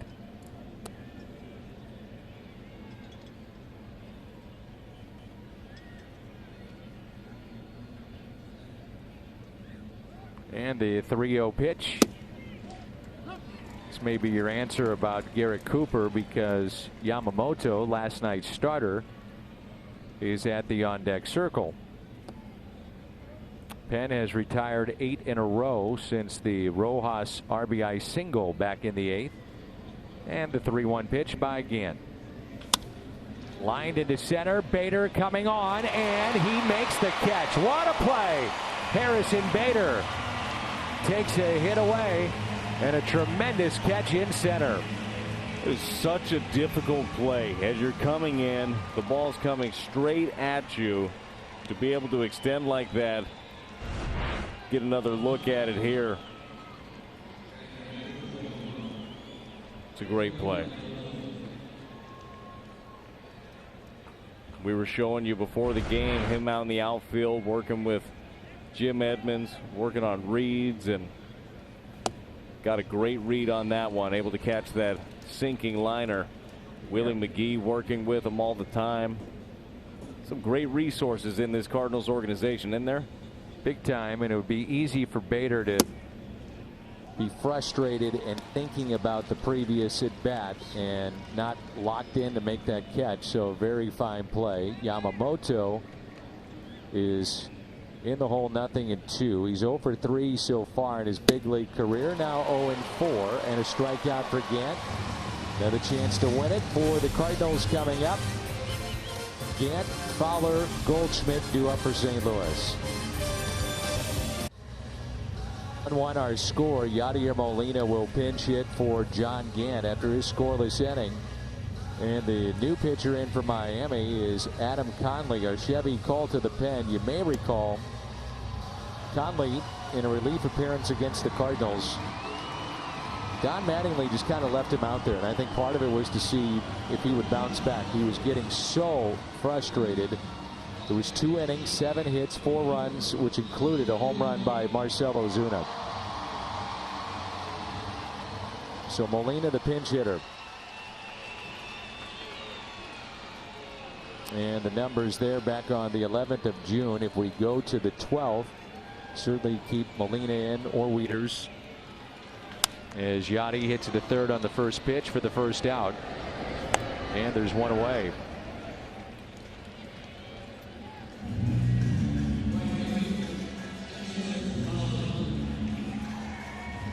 I would imagine as a manager, you feel like you're just so open to be late in a game. You're done with position players, and you don't have an available backup catcher. Now Molina could still stay in the game, but Jairo Munoz is your emergency catcher, and you're out of position players.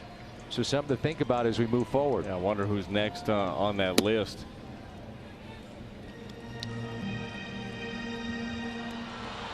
Wonder if Tommy Edmonds ever strapped it up.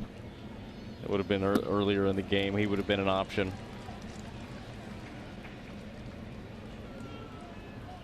It's usually the direction you go in. Some of those versatile players, young players like that. 2-0 on Fowler, and now 2-1. Dexter has struck out 3 times and also has the lone base hit. 2 strike, 2 out RBI back in the 6th to bring in Bader. And the 2-1 pitch. 2-2. Be easy from a player's perspective. You go up there and you think, one swing, I can end this thing. Where Tony La Russa always talked about, just get on base.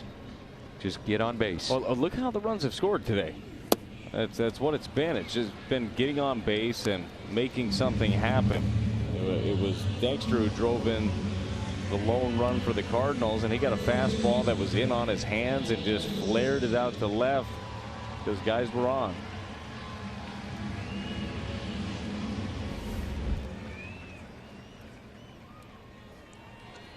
Goldschmidt almost hit a home run and sent his home, and then eventually struck out. It was a foul ball.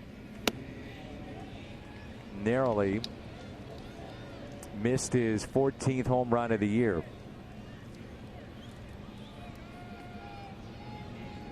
So 2 outs, nobody on. The 1-0. Fouled back, 1 ball, 1 strike. Giovanni Gallegos throwing in the Cardinals pen. Cardinals without any position players, and left in their bullpen Tyler Webb, Genesis Cabrera, Brebbia, who pitched last night, and Gallegos.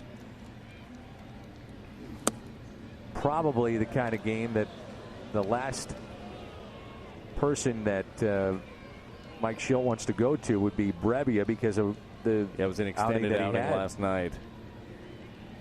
1-2 the count, and taken just a bit low. Brebbia went 2/3 of an inning last night, but 2 runs, 3 hits, 1 strikeout, and a lot of pitches to get those 2 outs. Yeah, and I'm sure that those conversations, they happen before the game also, but as the game develops a little bit, there's that phone call down there. There's a conversation between Brebbia and Brian Eversgerd, the bullpen coach. What do you got? How are you? Be honest, and generally there's 1 more left in the tank if you need to, but certainly they'd like to stay away. 2-2 the count. 5 hits aside in this game. Spoiled by Goldschmidt.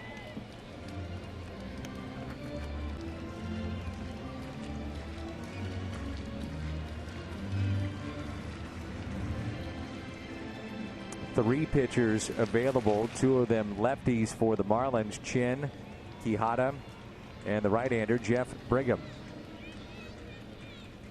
Goldschmidt with a drive, and let's go home.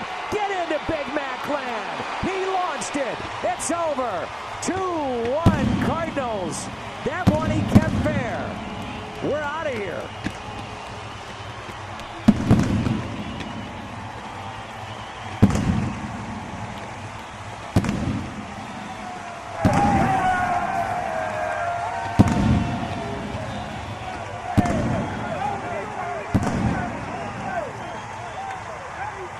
Home run number 14 for Goldschmidt. He has driven in 30. He needed that moment, and so did the Cardinals. Yes, they did. Yes, he did. Paul Goldschmidt started this day with the day off. I got a feeling he is happy to end it like this. Much needed for the Cardinals. Big victory, and what a night here for Paul Goldschmidt. This thing just up. It's belt high. He doesn't miss it. Dugout goes crazy. What an ending.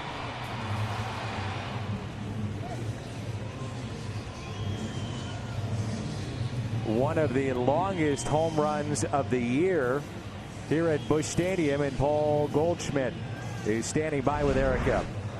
Thank you, Danny. Paul, it's not always pretty, but a win's a win. You send these Cardinal fans home happy. What did you see in that at-bat to send these guys home tonight? He was mixing it up, fastball changeup. and that threw a changeup there, just left it up in the middle a little too much, and just luckily I was able to get it out of here. You nearly sent these fans home an inning prior to that one. You just missed that home run to left field. Were you thinking that one was fair the whole way, or just tailing foul? It was close. I was begging for it to stay fair, and was pretty disappointed when it didn't. But our pitching staff did a great job to put up a couple more zeros and give us another chance. So you don't get that opportunity that many times. So it's good to get the win. This ball club had 11 walk-off wins last season. This is the second one courtesy of your bat. Nice to get another one, and your first in the Redbird uniform. Yeah, it'd been a while for me. It was just, nice to get that win. Runs were tough to come by, like you said, and just trying to find any way. I was trying to get on there for Weeders, and luckily I was able to, get that one out of there. You mentioned the pitching staff. Ponce gets the start. Strong 6 from him, just up and down the lineup. Not a lot of offense on both sides, but a nice outing by your starting staff and the bullpen to come in and hold things as best they could. Yeah, they did a great job. It's not easy pitching when, you're not getting any runs. The guys did a great job to put up all the zeros, and then, we were able to get that one run, and it's a good job to hang on there at the end and find a way to win. Thanks, Paul. Congrats on the win. Yeah, thank you. All right, Danny, back to you. John Gant is now 7-0. Conley 1-7. Goldschmidt 2 for his last 24. Well, those 2 hits, home runs, and big ones. Sunday in New York, and this one will send us home with a walk-off, his 5th career walk-off homer, Paul Goldschmidt. And the Cardinals are now 38-35. And it's time for the post-game show with Jim Hayes and Al Raboski. 2-1 the final in 11.